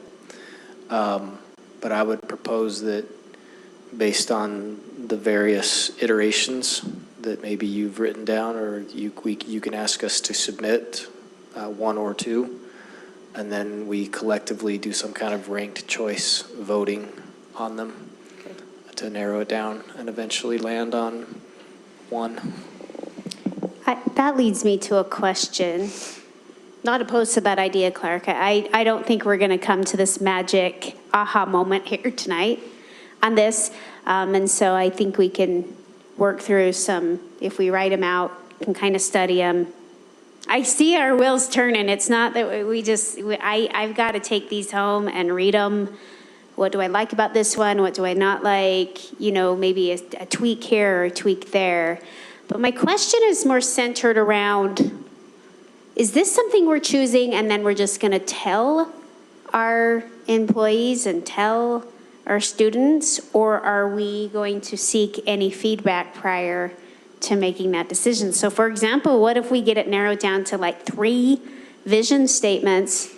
Is there any desire, or are we making any effort to go out to our faculties and say, which one do you like and why? And I that's a great question, and I may have taken it off the slide, but I think I had that in the mission statement, that it would be good to have this go out to our stakeholders. I don't know when our first district community council is, but taking it to them. And October. so kind of getting that, I'd love to have it by that point, at least have something for them to look at and say, this is what we're talking about. I'm taking it to GEA, through GEA, maybe taking that through our teachers, or having Rich take that to our admin. What is this? How do you feel about this? Are there any thoughts? What are our thoughts on this? Do we have to take it through the GEA, or can we just go directly to the teachers? We could go directly to teachers. I just was suggesting that's one avenue to get them to respond, because if you have a building rep that's sitting there, knocking on your door saying, please respond to this, sometimes that helps. But anyway, those were just kind of the thoughts that, for sure, let's get some other eyes on it. However, in the end, this is ultimately ours. This is our vision and our mission as a board. And so while I appreciate and would encourage and welcome input from other people, it is ultimately our decision. So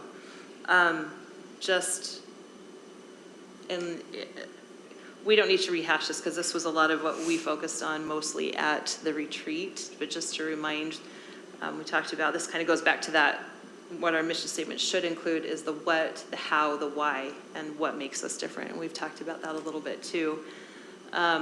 Reminder, do keep it short and concise. Don't write an essay, do think long term, but keep it in the present tense. So this is what we're doing now. What our mission is to do this. Don't make it too limiting. Do find out what your employees think of the mission statement. That's where it is. Don't be afraid to change it. And the mission statement explains why your organization exists. It is a foundational element to plan and establish your core purpose of who you serve. These were just some really good examples of it. I really liked the Girl Scouts of America one. But the example from the notes, I'm just going to forward here. So these are the notes that we had, the papers that we did. And I highlighted the ones that were kind of circled and that were starred and that were the ones that stood out. So thinking about, partnering with parents, ensuring all students are learning, provide various opportunities and pathways, responsible, well-educated citizens, graduate students who are academically proficient. There wasn't a whole lot that we underlined or circled on that one, the how we reach our objectives. Probably because this speaks, I think, more to, it speaks to our strategic plan, but our goals as well, I think.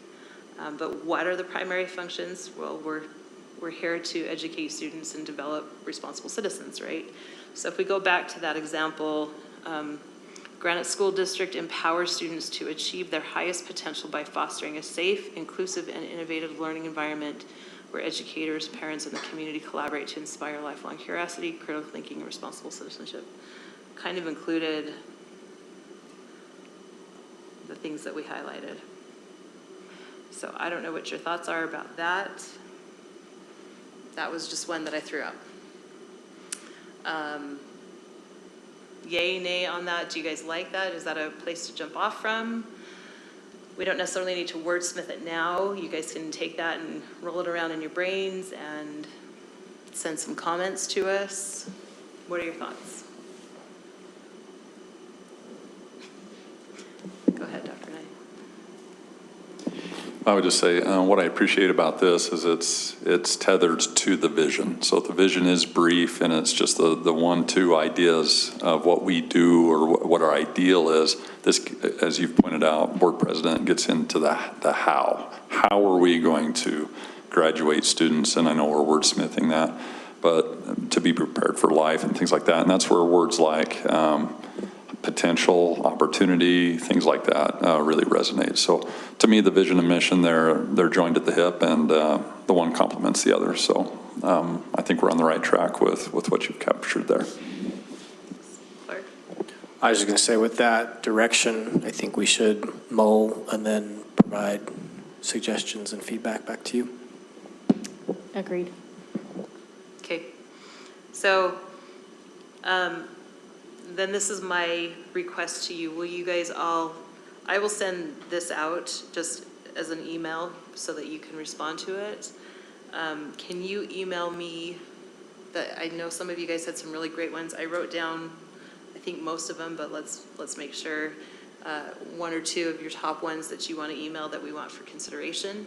I will put that all in an email. I'll put that example from our notes in the email. You guys all have this slide deck so you can go back and look and refer to what our notes were from the retreat, and kind of mull over that and then give me some responses, some opinions on that. Can I have a due date for that? Yes, you can. Do you want me to pick it?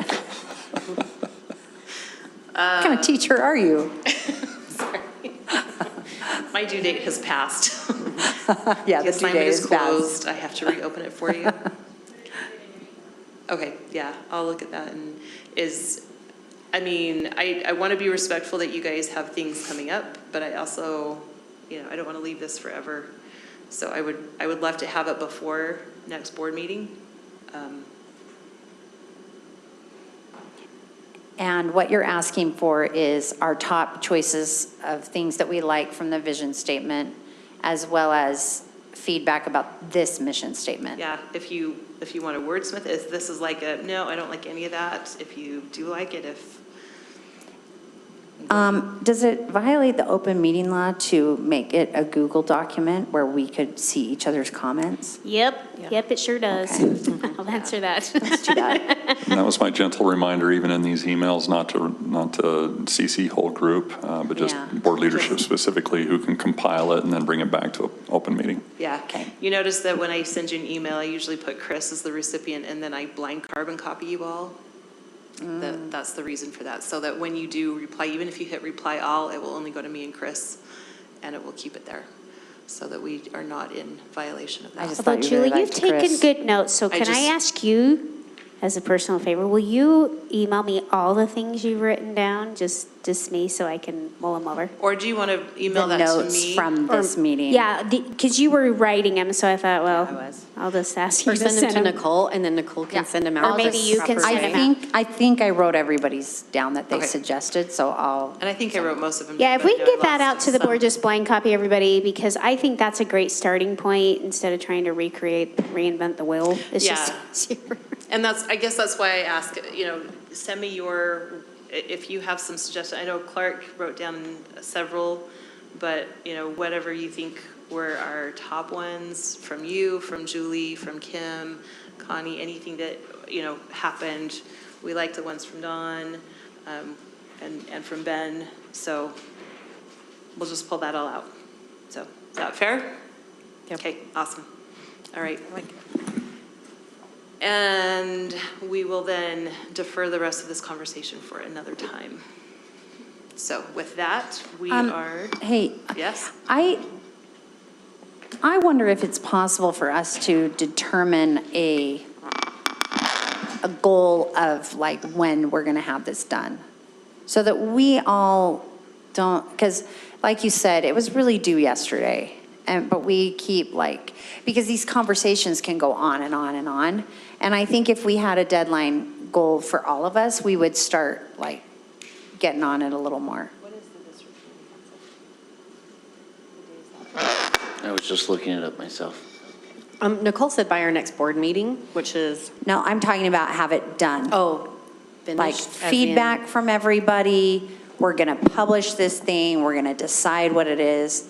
I mean, is this something that we think is going to take us until January or summer or I would hope sooner than that. 'cause No, we're what are we waiting on thinking it. here? End of the calendar year, That's how I feel. max. I feel like it can be done by, I was going to say January 1, like, I think that would be. December reasonable. 31st. I'll support. I think- Call the question. I think if we vote on it in December, it would be then implemented in January, right? Oh, vote on this in December. So that's the beginning of December. So it's the second week of December. Okay.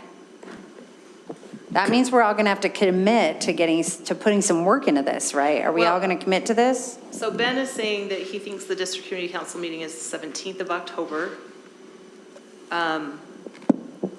If that is indeed true, I'd love to have us have it narrowed down to 2 or 3 options by that time. 2 or 3 visions and 2 or 3 missions? Or this? 2. We'll narrow it down to 2. 2 missions. So let's have all of this stuff done before our board meeting on October 3rd, and then we can refine it and give our final thoughts before we meet on the 17th at the District Community Council. Does that give enough time for us to get that out to teachers? And admin, Rich, John, Rick, whoever is in charge of that. Todd, even your people, we'd love to have their eyes on it. Ben? Dawn, it's going to be on your trucks, so, make sure we can. Just as those, I'll have that tomorrow either way. So what you're trying to say is you're going to create a bumper sticker motto. Correct. Yes. Yes.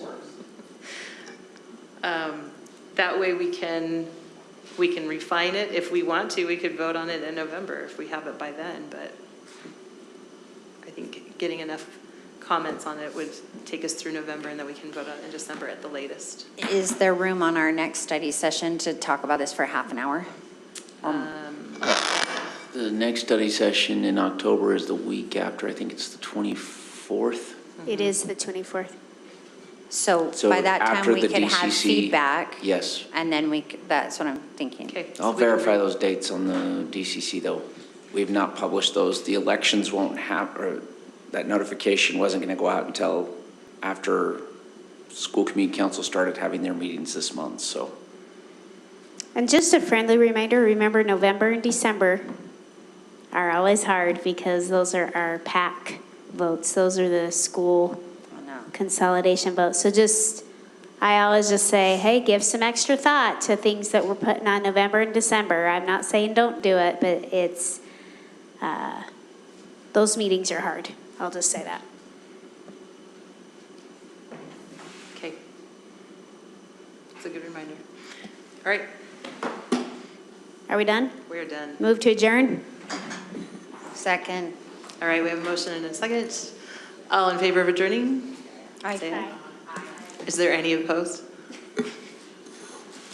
Thanks. Will all of you find either Chris or I not in a group of 4 about concerning something in December? We're just going to real quick chat. The end. That's how I end my classes too. The end.